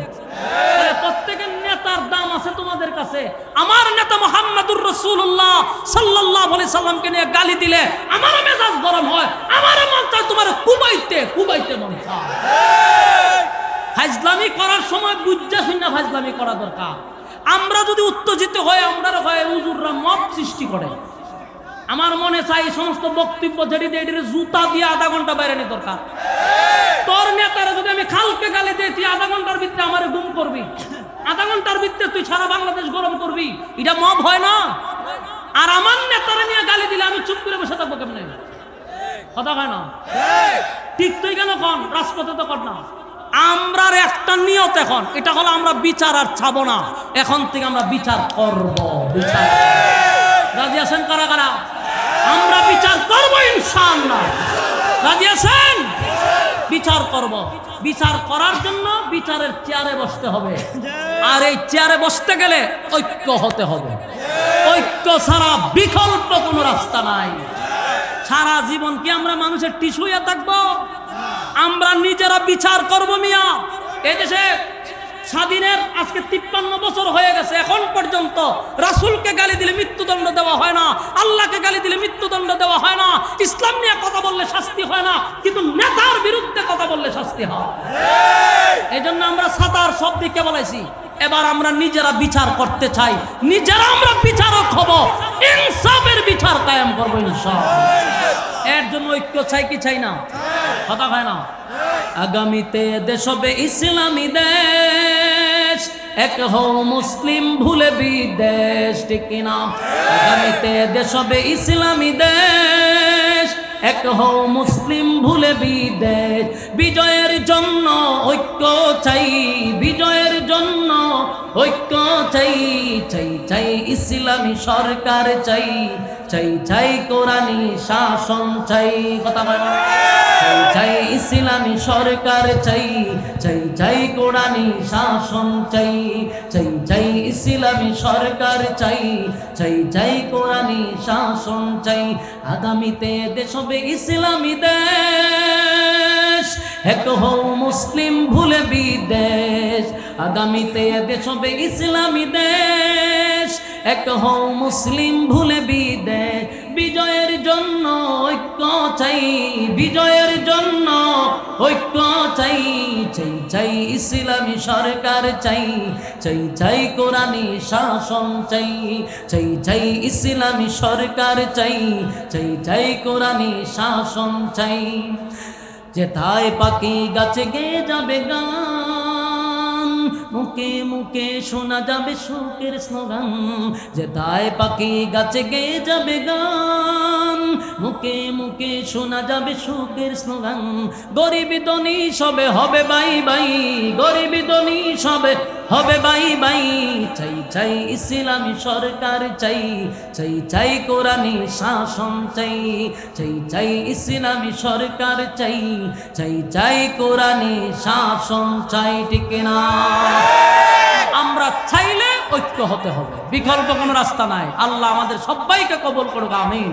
আল্লাহুম্মা সাল্লি আলা মুহাম্মাদিন ওয়া আলা আলি মুহাম্মাদ কামা সাল্লাইতা আলা ইব্রাহিম ইন্নাকা হামিদুম মাজিদ। সবাই দোয়া শরীক হই। আলহামদুলিল্লাহি রাব্বিল আলামিন ওয়াসসালাতু ওয়াসসালামু আলা সাইয়্যিদিল আমবিয়া ওয়াল মুরসালিন ওয়া আলা আলিহি ওয়া সাহাবিহি আজমাইন। রব্বুল আলামিন, আল্লাহ গভীর রাত হয়ে গেল, নুজুলে রহমতের সময়। আল্লাহ জুমার রাত্রি, দুয়া কবুলের রাত্রি। আল্লাহ সাদা সাদা দাড়িওয়ালা মুরব্বীদেরকে নিয়ে হাত বাড়াইছি, হাজী সাহেবদেরকে নিয়ে হাত বাড়াইলাম, নৌজওয়ান আমার তরুণ যুবক ভাইদেরকে নিয়ে হাত বাড়াইলাম, পর্দার আড়ালে মা বোনদেরকে নিয়ে হাত বাড়াইলাম, জাতির শ্রেষ্ঠ সন্তান হযরত উলামায়ে কেরামদেরকে নিয়ে হাত বাড়াইলাম। আমি গুনাহগার, নাগান্দা, নাফরমান, নালায়েক, অযোগ্য, মুসাফির হালতে হাত বাড়াইছি। বাবু গো, জীবনের সব সগীরা কবিরা, ইচ্ছা অনিচ্ছা, দেখাইয়া না দেখাইয়া, অঙ্গ প্রত্যঙ্গর দ্বারা যত গুনাহ করলাম, জিন্দেগির সব গুনাহ মাফ করে দেন। বাকি জিন্দেগি ইহদিনাস সিরাতাল মুস্তাকিম, সঠিক সরল রাস্তার উপরে চলার তৌফিক দেন। যেমনে চললে আপনি খুশি ওইভাবে জীবনটাকে পরিচালনা করার তৌফিক দেন রব্বুল আলামিন।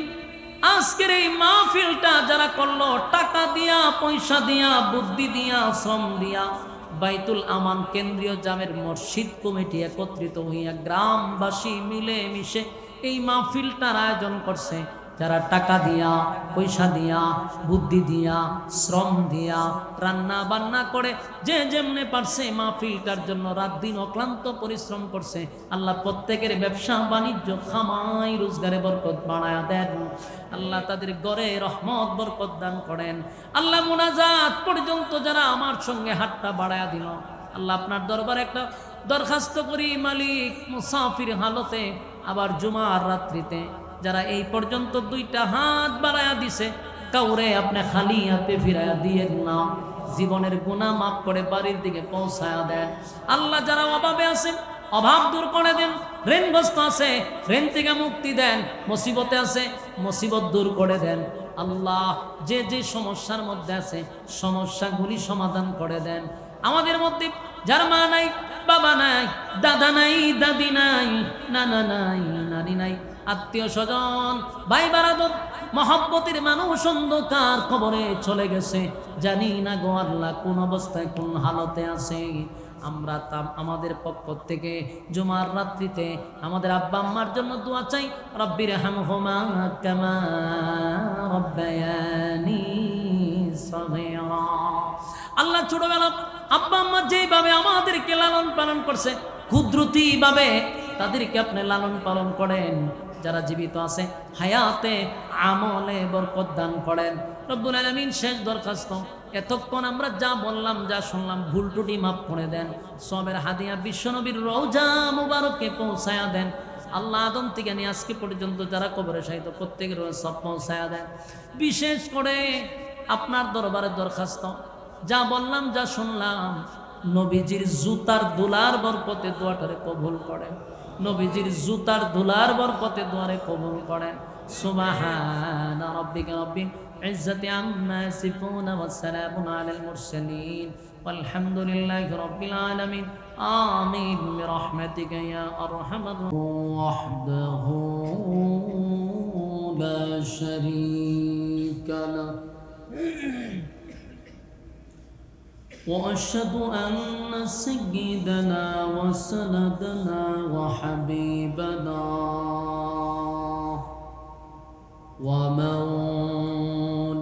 ومولانا محمدا عبد الله ورسوله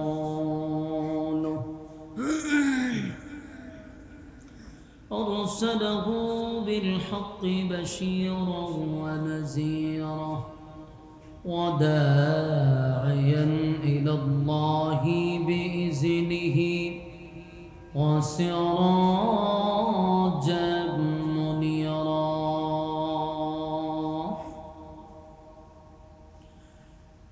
أما بعد فأعوذ بالله من الشيطان الرجيم.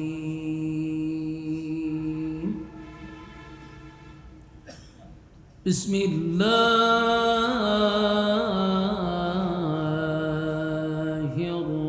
الرحمن الرحيم.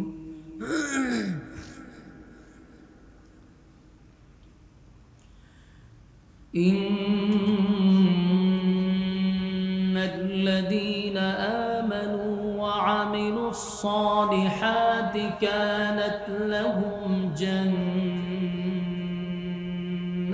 الفردوس نزلا خالدين فيها لا يبغون عنها حولا. قل لو كان البحر مدادا لكلمات ربي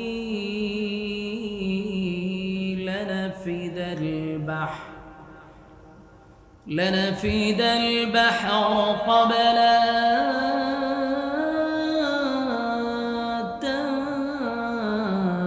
تنفد كلمات ربي ولو جئنا بمثله مددا قل إنما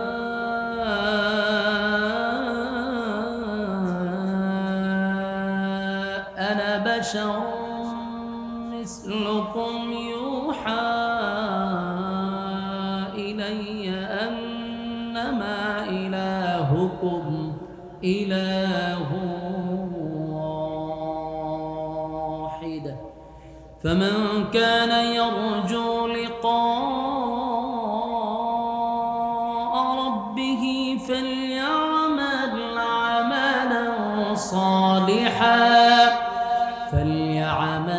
عملا صالحا ولا يشرك بعبادة ربه أحدا صدق الله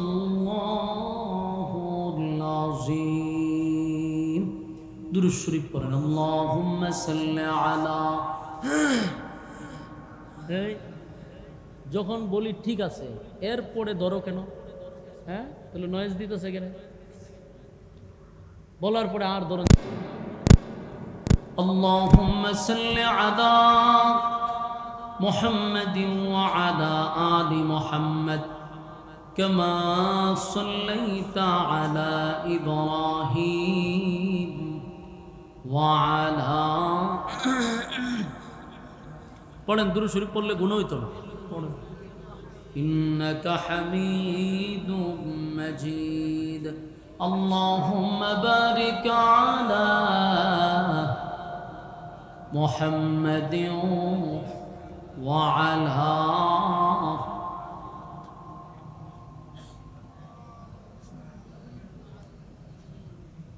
إنك حميد مجيد سارے دنیا کیا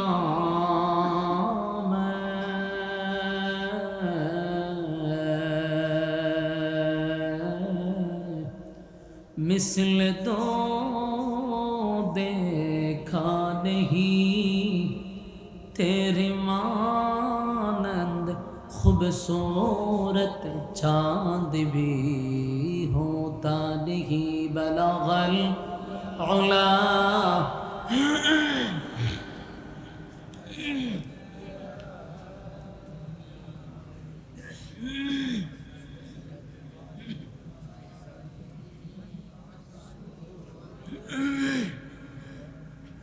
بلغ العلا بكما حسنت جميع خصاله صلوا عليه مدینہ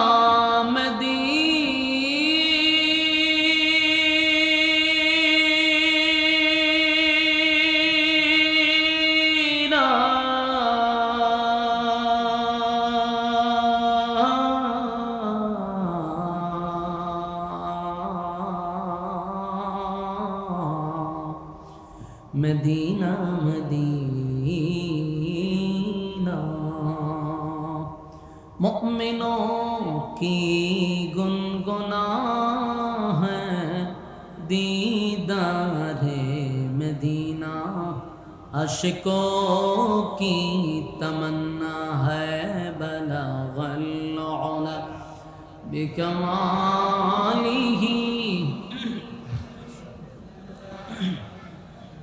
حسنت جميع خصاله صلوا عليه ذکر باطل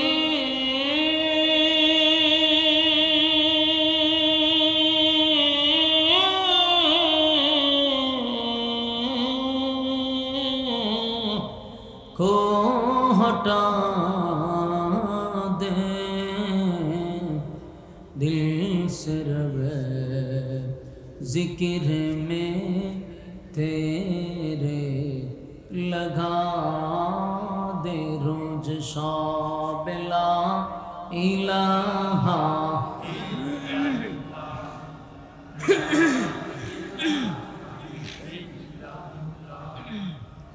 ला इलाहा जुड़े ला इलाहा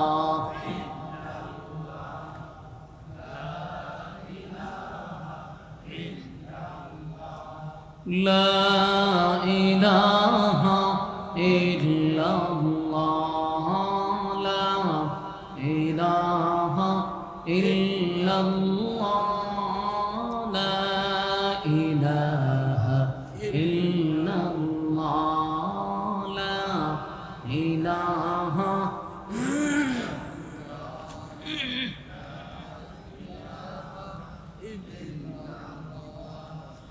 لا إله إلا الله محمد رسول الله صلى الله عليه وسلم الحمد لله কুমিল্লা জেলার অন্তর্গত চান্দিনা কুরের পাট বাইতুল আমান কেন্দ্রীয় জামির মসজিদ উদ্যোগে আয়োজিত আজকের এই ওয়াজুদার মাহফিলের সম্মানিত সভাপতি আলহাজ মোহাম্মদ কফিল উদ্দিন ভুইয়া সাহেব, আজকের মাহফিলে আরও আছেন আলহাজ মোহাম্মদ খুরশেদ আদম খাঁ, আলহাজ মোহাম্মদ ফজলুল হক ভুইয়া। আজকের মাহফিলে আমার আগে আলোচনা করেছেন অত্যন্ত গুরুত্বপূর্ণ তত্ত্ববহল আলোচনা নিয়ে এতক্ষণ আপনাদের সামনে নসিহত করেছেন বিশিষ্ট ইসলামী চিন্তাবিদ হজরত মৌলানা মুফতি ইয়াসিন আহমদ ফারুকি সাহেব দামাত বরকাতুহুম, হজরত মৌলানা গুলাম মাওলা ফারুকি সাহেব, এছাড়াও অতিথিবৃন্দ মুআজ্জাজ মুকাররম হজরত উলামায়ে কেরাম, উপস্থিত আগত নৌজওয়ান তরুণ যুবক ভাইরা, মুরব্বিয়ান আযম, এই এটা একটু নিচে লামান মাস্টারটা একটু লামান নয়েজ যাতে না দেয়। মাইকের আওয়াজ যতটুকু দূরে যায় অবস্থানরত পর্দানিশী মা ও বোনেরা, সকলকে আমার অন্তরন্তস্থল থেকে জ্ঞাপন করছি মোবারক সবটুকুন শুকরিয়া আল্লাহ সুবহান মহিয়ান গড়িয়ান সর্বশক্তিমান আল্লাহ পাকের জন্য, যিনি আমাদেরকে মুসলমানের ক্লান্তি লগ্নে ফিতনা ফাসাদের এই যুগে সুস্থতার সাথে প্রচণ্ড ঠান্ডার মধ্যে উলামায়ে কেরামদের সহবতে আসার বসার তৌফিকটুকু রব্বে করিম আমাদেরকে দিয়েছেন, শুকরিয়া আদায় করছি আলহামদুলিল্লাহ। লক্ষ কোটি দুরুদ এবং সালাম আল্লাহর সৃষ্টির প্রধান আকর্ষণ জনাবে মুহাম্মদুর রাসূলুল্লাহ সাল্লাল্লাহু আলাইহি ওয়াসাল্লামের উপর। সম্মানিত সুধী, রাস্তাঘাটে দোকান পাটে গ্রামে গঞ্জে ঘরের ভিতরে মাইকের আওয়াজ যতটুকু দূরে যাচ্ছে, আমি বিনয়ের সাথে ওই সমস্ত ভাইদেরকে বলবো, হায়াতে যদি আগামীকাল পর্যন্ত বেঁচে থাকি তাহলে আড্ডা মারার গল্প করার সুযোগ আছে না নাই? বেঁচে থাকলে আছে। আগামীকালকে আমরা গল্প করতে পারবো, রাস্তাঘাটে আড্ডা মারতে পারবো, বেহুদা সময় নষ্ট করতে পারবো যদি বেঁচে থাকি। আর আগামীকালকে যদি আমি বেঁচে থাকি কিন্তু এই মাহফিলটাতে বসতে পারবো না, বেঁচে থাকলেও মাহফিলে বসতে পারবো না। আমিও হবিগঞ্জ থেকে বাচ্চা থাকলেও এখানে আসবো না। তাহলে উচিত আজকের দিন রাতটা কিছু সময়ের জন্য এই দিনই মজলিসে বসে কিছু সময় দেওয়া, হয়তো বা এটা জীবনের শেষ মাহফিলও হতে পারে। এজন্য আমরা রাস্তাঘাটের সময় নষ্ট না করে, ঘরে বেহুদা সময় নষ্ট না করে প্যান্ডেলের ভিতরে বসে যাই।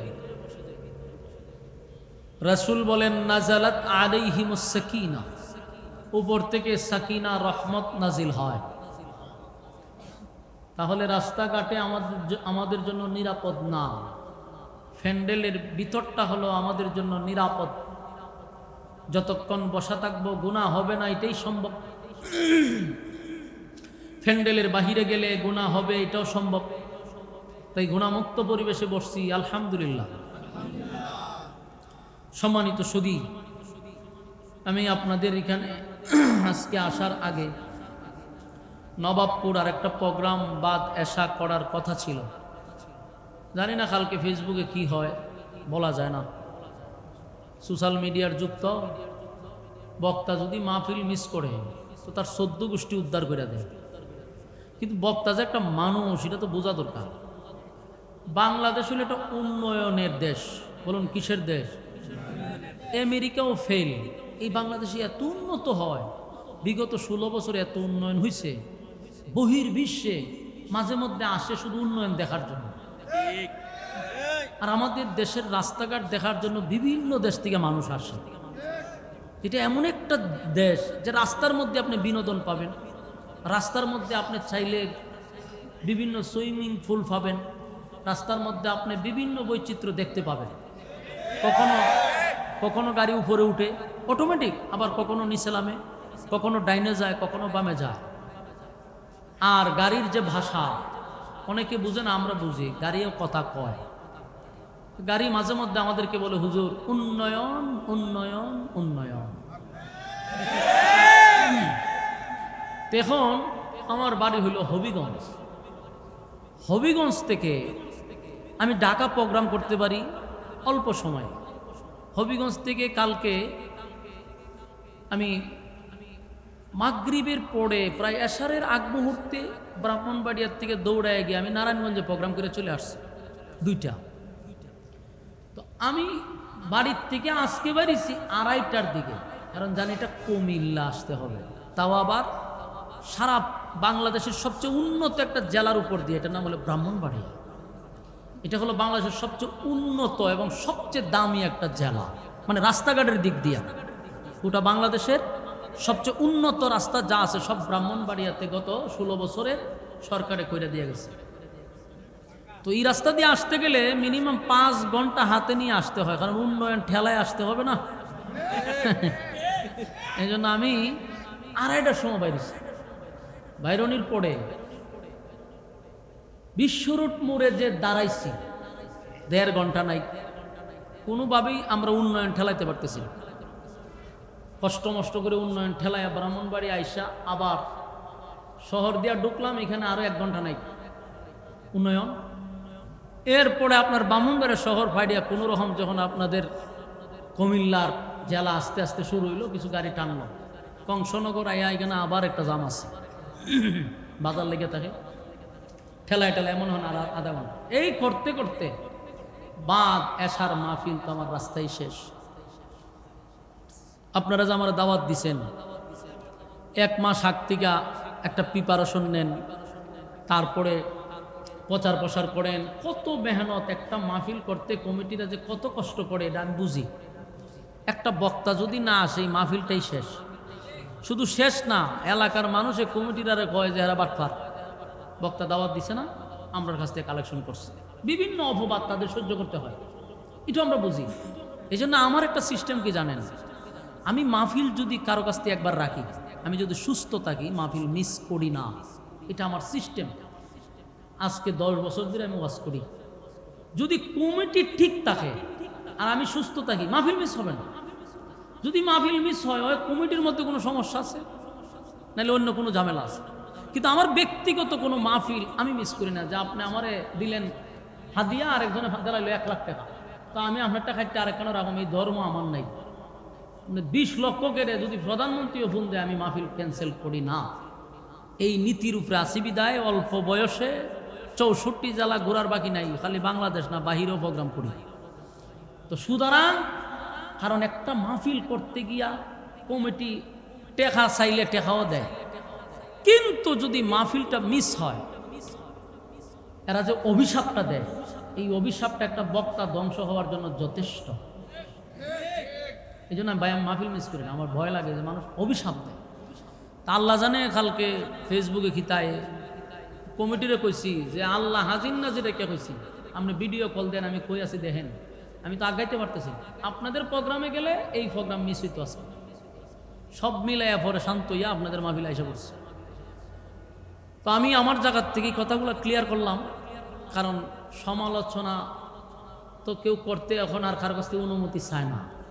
সবার একটা একটা ফেসবুক আছে, নিজেরাই সাংবাদিক, কথা বুঝতেছেন না? নিজেই সাংবাদিক, নিজেই সব কিছু লেখতে কারো কাছ থেকে অর্ডার লাগে না, দা লেখা। এই জন্য আমি সোশ্যাল মিডিয়ার যারা লেখালেখি করেন তাদের কাছে বিষয়গুলো স্পষ্ট করলাম। সম্মানিত সুধী, যাই হোক, আপনাদের এখানে আসছি, আল্লাহ আনাইছে, আপনারাও আগ্রহের সহিত বসছেন। উপস্থিতি যেমনই হোক, যারাই আসছেন সকলেই মহব্বত করে আসছেন কোরআনের কথা শোনার জন্য, ঠিক না? আল্লাহ আপনাদেরকে মোনাজাত পর্যন্ত ধৈর্যের সাথে কথাগুলি শ্রবণ করার তৌফিক দান করুক। মোনাজাত পর্যন্ত সবাই থাকবেন, এরকম একটা নিয়ত করে হাত তুলেন তো দেখি। আতলামায় আমি দেখতাম যে একটু সারে বলতো গুইরা, মাশাআল্লাহ সবাই তুলছে কিনা বলেন ইনশাআল্লাহ। মোনাজাত পর্যন্ত এদিন ইনশাআল্লাহ কবে সময় আতলা মারিছে অনেকে, এতে তো লক্ষণ খুব খারাপ। হাত তুললে এখন ইনশাআল্লাহ, মোনাজাত পর্যন্ত আসি আতলামান। এখন ওয়াদা বরখেলাপ পড়া হইল মুনাফিকের খাসলত, কথা কই না দি? ওয়াদা বরখেলাপ পড়া মুনাফিকের খাসলত। এখন আপনারা যে হাত তুললে ওয়াদা করলেন থাকবেন, যদি কেউ ইটা যান কি হয়ে যাইব? তা আমি বলবো কে যায়, সবাই স্লোগান দিবেন যে মুনাফিক যায়, ইজ্জত থাকবো নি? এখন আপনি উঠলেও আপনার ইজ্জত থাকতো না, স্লোগান দেওয়া শুরু হয়ে যাবো। আর আমিও আপনাদেরকে বিরক্ত লাগাবো এরকম ওয়াজও করতাম না, যে শুরু করছে হুজুরে আর শেষ করবো, এরকম বিরক্ত আমি লাগাই না। আপনাদের ধৈর্যের ভিতরে আলোচনা শেষ হবে, কিন্তু উঠতে পারতেন না ইনশাআল্লাহ। 2 নম্বর হলো কোনো গিচ্ছা কাহিনী আপনাদেরকে বসায় আমি করব এরকম মন মানসিকতা নাই, এরকম ওয়াজ আমি জীবনে করছিও না। কোনো গিচ্ছা কাহিনী কাল্পনিক গল্প আমি ওয়াজে বলছি কিনা আমার স্মরণ নাই, কারণ মানুষ আরামের ঘুম হারাম করে দুনিয়ার সব কাজকর্ম বাদ দিয়া বসে একজন আলোচকের জবান থেকে কিছু কথা শোনার জন্য। আপনি শুরু করে দিলেন এই গিচ্ছা, আপনি গিচ্ছা শুনবার লাগে নি, বেচারা রাত্রের ঘুম হারাম করছে। এই জন্য কথা হবে কোরআন থেকে, বলুন কথা হবে। তো কোরআনের কথা শুনতে হয় মনোযোগ দিয়া, মনোযোগ আছেন আপনারা? মাশাআল্লাহ। সম্মানিত সুধী, আমি আপনাদের সামনে সূরা কাহাফের একেবারে শেষ অংশটুকু তেলাওয়াত করছি। এই আয়াতগুলিকে সামনে রেখে আমি আপনাদের সামনে কিছু কথা উপস্থাপন করতে চাই। আল্লাহ রাব্বুল আলামিন যেন বলনেওয়ালাকে, শুননেওয়ালাকে শ্রবণ করার আপনাদেরকে তৌফিক দান করুক, বলনেওয়ালাকে বলার তৌফিক দান করুক। আমি যে আয়াতগুলি আপনাদের সামনে পড়ছি, এই আয়াতগুলির মধ্যে আল্লাহ রাব্বুল আলামিন আমাদেরকে শর্ত দিছে। তো শর্তটা কি দিছে এটা একটু পরে বলি। আগে আমি আপনাদের কাছে জানতে চাই, আপনারা যেখানে আসছেন কিসের জন্য আসছেন? কোরআন হাদিসের কথা শুনবার লাগে না? তো শুনলে পরে কি হইব? আমল করবেন। আমল করলে কি হইব? পরকালে জান্নাত পাইবেন। এটাই তো ওমা আপনারা কথা কইতেইব তো, হ্যাঁ না বলতে হবে। আপনারা সকলেরই একটা ধারণা যে কিছু কথা শূন্য ইবাদত বন্দি করব, এর বিনিময়ে আল্লাহ পরকালে জান্নাত দিবে। তো সকলেরই একটা আশা আকাঙ্ক্ষা হলো জান্নাত, সর্বশেষ চাহিদা কি? আরো জোরে, সবাই জান্নাত যাইতে চায়। বিশেষ করে এই যে আপনারা এখানে বসছেন, এই মানুষগুলার নিঃস্বার্থ একটাই আশা, এটা হলো দুনিয়াতে কিছু পাইছি আর না পাইছি, পরকালে যেন একটা জান্নাত পাই, ঠিক না?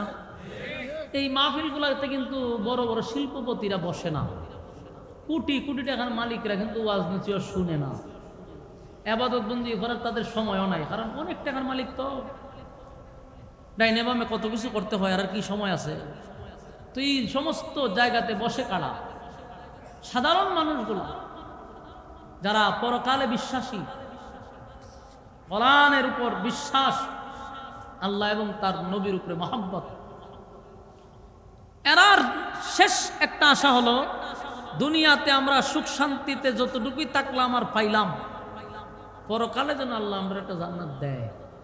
ঠিক না? এই আশায় মানুষ নামাজ পড়ে, রোজা রাখে, হজ করে, যাকাত দেয়, হালাল খায়, হারাম থেকে বেঁচে থাকে, মানুষের সঙ্গে সুন্দর আচরণ করে, মানুষকে ভালোবাসে। উদ্দেশ্য একটাই, পরকালে যেন আল্লাহ আমরা জান্নাতটা দেয়। ঠিক কইছি না? ঠিক কইছি? তিরে গুতা দেখো অনলাইন কেটে ঠিক হইলে আপনারা কই নেবেন বলে হ। উদ্দেশ্য যদি আপনারা তাকে তেন ঠিক কইতেন, যার উদ্দেশ্য নাই সে তো ঠিক কইতে পারতো না।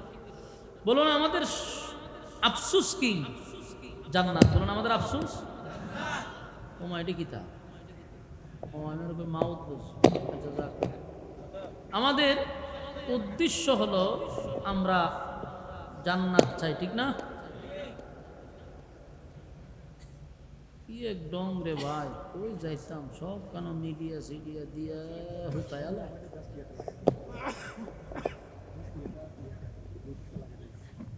আচ্ছা যাক, এটা আমি ভাবছি মনে মাউতের, এর লিগে টান দিস না, হয়তো সমস্যা না হয়েছে।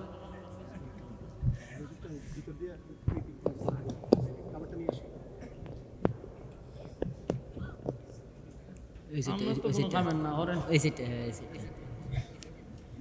আরে হ্যাঁ হ্যাঁ চলছে হইব। তো আমরা সকলেরই একটা আশা হলো কি? জান্নাত। জান্নাত চাননি আপনারা? এই মানুষগুলা জান্নাত চায়, এই জন্য রাতকে রাত বৈশা থাকে। মসজিদে এদেরকে পাবেন, নেক আমলের মধ্যে তাদেরকে পাবেন যারা পরকালে বিশ্বাসী। যারা পরকালে বিশ্বাসী না, এরারে ওয়াজ মাহফিলও পাওয়া যায় না, কোরআন হাদিসের কথা তো পাওয়া যায় না, কোনো ভালো কাজেও পাওয়া যায় না। কেন? এদের পরকালের উপর বিশ্বাসই নেই। তো যাদের পরকালের উপর বিশ্বাস আছে, আমরা বিশ্বাস করি এই দুনিয়া একটা ক্ষণস্থায়ী, চিরস্থায়ী আর একটা জায়গা আছে। ঠিক না? ওইটার শুরু আছে কিন্তু শেষ নেই। সেই পরকালের আশাই আমরা এখানে আসছি। তো জান্নাত তো আমরা সকলেই চাই। এখানে যারা বসছেন সকলের টার্গেট হলো জান্নাত। কিন্তু এটাও আপনাদের জানা দরকার, জান্নাত কিন্তু আপনার মামুর বাড়ি না যে চাইলে আপনি পাইবেন। জান্নাত কোনো আবদার করলেই পাওয়া যায় না। এই জান্নাত পাওয়ার জন্য এই ফুলা তোমরা কথা কই না ভাই সাহেব, কথা কোন যেত না। তোমরা যদি কথা কথা আমার মন জায়গা তোমার দিকে মনোযোগ দিয়ে শুনো। সাইনবোর্ড দিয়ে তোমরা গলাত লাগাই, তোমরা স্বেচ্ছাসেবক, তোমরা কথা কইলে তো সারছো। মনোযোগ দিয়ে শুনেন, মনোযোগ দিয়ে শুনেন। ভূমিকা সবসময় মনোযোগ দিয়ে শুনবেন, তাহলে আলোচনা বুঝতে সুবিধা হবে। আপনারা একটা অভ্যাস হলো ভূমিকা মনোযোগ দেন না, এরপরে আলোচনা বুঝেনও না। ভূমিকায় আপনি চিন্তা করবেন যে সাবজেক্টটা কোন দিকে যাইতেছে, আলোচনার বিষয়বস্তু কি, এটা ভূমিকা। এই জান্নাত পাওয়ার জন্য শর্ত আছে। বলুন জান্নাত পাওয়ার জন্য কি আছে?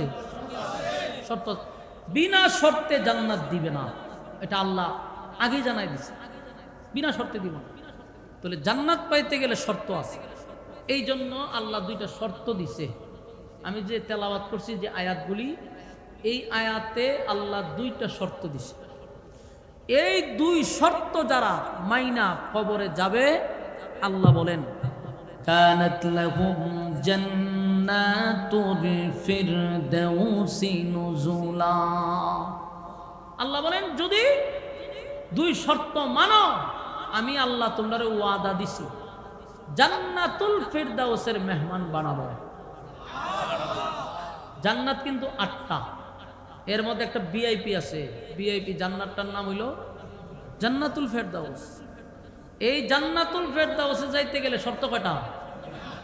দুই শর্তে যারা রাজি হবে, আল্লাহ আমি ওয়াদাও দিছি জান্নাতুল ফেরদাউসের মেহমান বানাবো। এখন দেখেন শর্তগুলা কত গুরুত্ব। আল্লাহ বলেন 1 নাম্বার শর্ত ইন্নাল্লাযীনা আমানু, তোমরা ঈমান আনো। কার উপরে? তাহলে প্রথম শর্তটা হলো ঈমান। 2 নাম্বার হলো ওয়ামিলুস সালিহাত, তোমরা নেক আমল করো। শুনতে খুব সহজ না? ঈমান আর নেক আমল। তো আপনারা সবাই এখন জান্নাতুল ফেরদাউসে ঢুকে গেছেন না, কারণ আপনারা নিজেরা ঈমানদার, নেক আমল করছেন। এখন জান্নাতুল ফেরদাউসে ঢুকবেন কোন রাস্তা দিয়া, এটা একটু তালাশ করে। কতটা সহজ, কিন্তু যতটা সহজ মনে হচ্ছে বাস্তবতা বড় কঠিন। কতটা কঠিন যে 1000-এ 1 জন হবে জান্নাতি, বাকি 999 জনই হবে জাহান্নামী। যদি এতটাই সহজ হইতো তাহলে 999 তো জান্নাতে যাওয়ার কথা, জান্নাতে যাইব মাত্র 1 জন 1000-এ। তাহলে যতটা শুনছি 2 শর্ত, 2টা শর্ত শুনতে সহজ, কিন্তু শর্তগুলো এতটা সহজ না। আমি যদি ব্যাখ্যা করি আপনারা বুঝতে পারবেন। এই যে এখানে বসছেন সকলের একটাই দাবি যে আপনারা ঈমানদার, না কেউ নিজের বেঈমান হইতে পারবেন? তাহলে আপনারা দাবি কি? ঈমানদার। ঈমানদার, সবার দাবি ঈমানদার। আপনার এলাকাটা বেনামাজি আসেনি যে ঈদের নামাজও পড়ে না, এমন বেনামাজি আসেনি? চিন্তা করেন কত নাম্বারের বেনামাজি যে ঈদের নামাজও পড়ে না। আচ্ছা, এরকম একটা স্পেশাল বেনামাজিকে আপনি বলবেন যে তুই তো নামাজ পড়স না, তুই তো একেবারে কট্টুর বেনামাজি। আচ্ছা, কত তোর ঈমান আসেনি? দেখবেন এই বেনামাজি বুকো তাফা দিয়ে হইব, নামাজ না বললে কি তুই আমার ঈমান আছে? বাস্তব কইছি নি? কি বলবে? ঈমান আছে। নামাজ না বললে কি ঈমান আছে? তাহলে তার দাবি কিন্তু সেই ঈমান দা। সুদকুর আছেন আপনারা গ্রামে? সুদ টেকা লাগা, এমন একটা সুদকুরে জিগায়েন, বলো তোর ঈমান আছে নি? সুদকুরও কইব আমার ঈমান আছে। ঘুষকুরে জিগায়েন, সেও কইব ঈমান আছে। আপনি যদি একজন জেনাকুরে জিগান, সেও কইব ঈমান আছে। সাদাবাদরে যদি জিগান তুই সাদাবাজি করস, তোর ঈমান আছে নি? কইব ঈমান আছে। টেন্ডারবাজিতে খরচ ঈমান আছে নি? কইব ঈমান আছে। দুর্নীতিবাজিতে খরচ ঈমান আছে নি? কইব ঈমান আছে। গাঞ্জা যে খায়, গাঞ্জা কুরে জিগায়েন তোর ঈমান আছে নি? কইব ঈমান আছে। বাস্তব কইছি না অবাস্তব?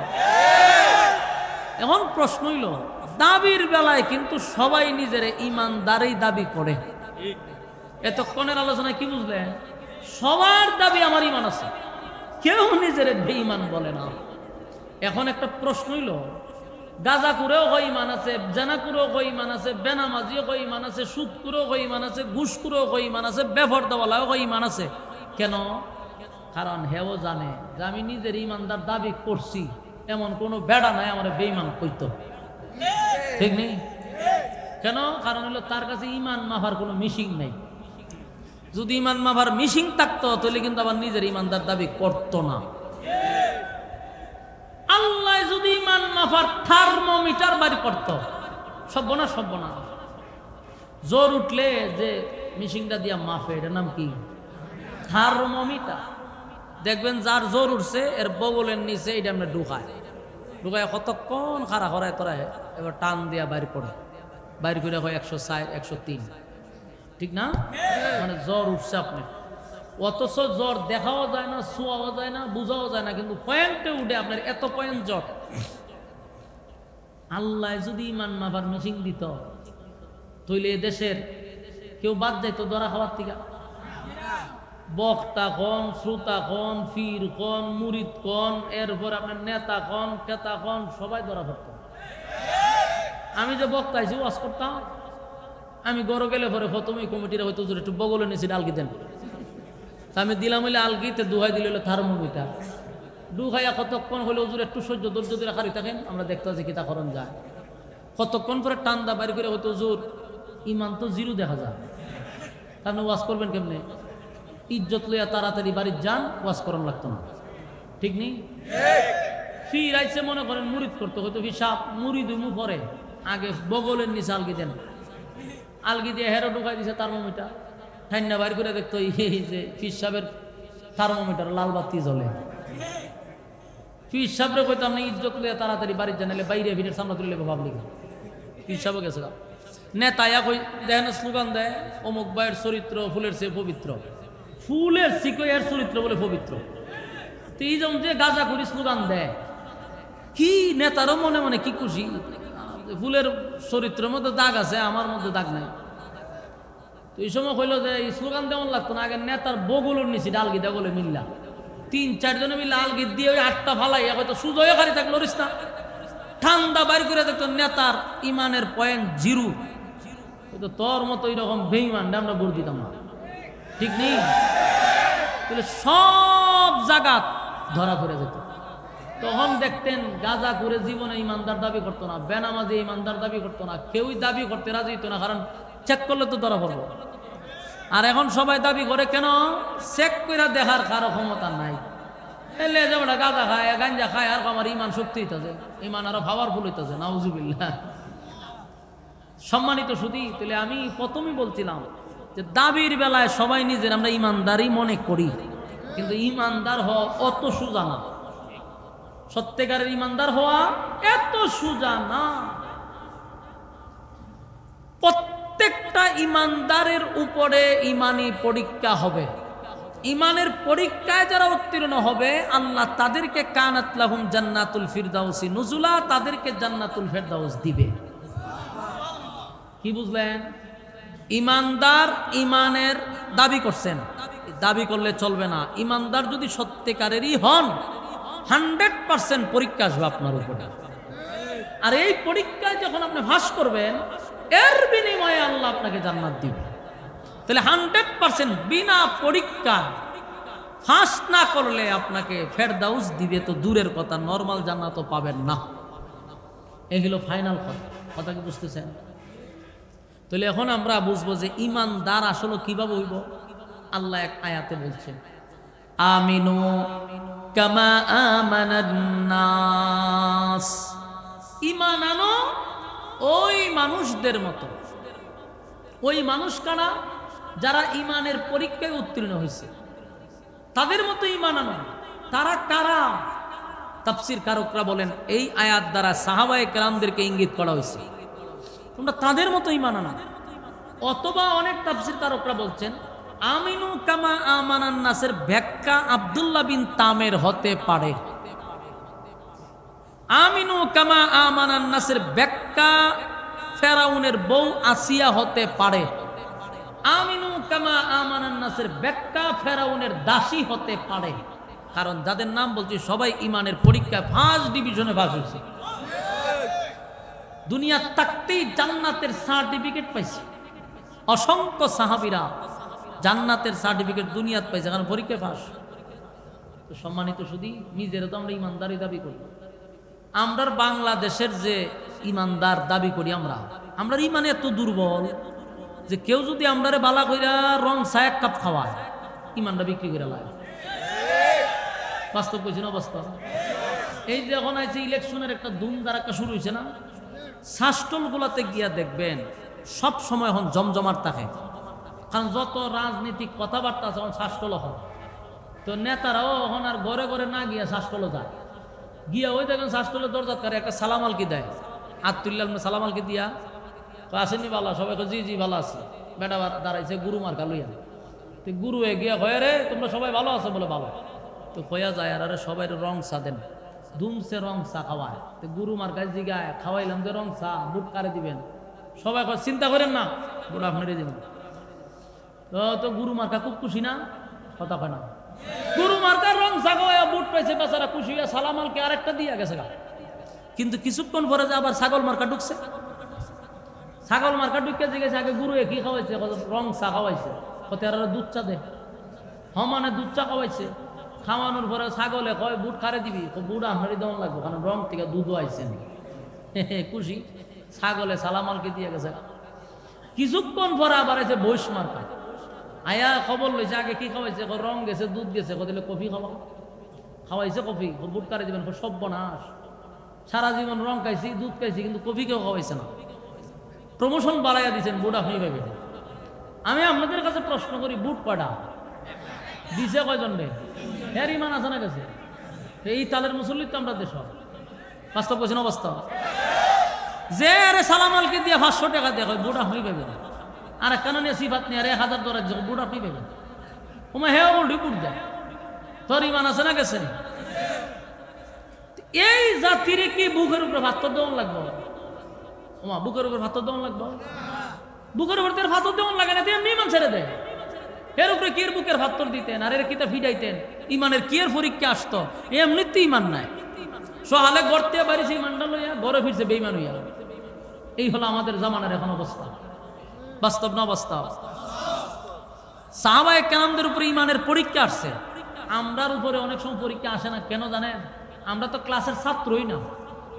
ছাত্র হইলে না আপনার পরীক্ষা আসতো? আপনি তো ক্লাসেই ঢুকছেন না, আপনার পরীক্ষা নিব কোন সময়? আমরা তো ইমানদারের ভিতরেই ঢুকছেন না, তাহলে ইমানের পরীক্ষা আসবো কেমন? আল্লাহর আদালতে তো আপনি ইমানদারই না, এই জন্য আপনার উপরে ইমানের পরীক্ষা আসে না। যতদিন না পর্যন্ত সত্যিকারের ইমানদার না হব, ইমানের পরীক্ষা না দিব, ততদিন জান্নাতের আশা করা যাবে না। কথা বুঝতেছেন? আল্লাহ বলেন, আমিনু কামা আমানান নাস, ঈমান আনো ওই মানুষদের মতো যারা ঈমানের পরীক্ষা দিছে, ঈমানের পরীক্ষায় উত্তীর্ণ হইছে।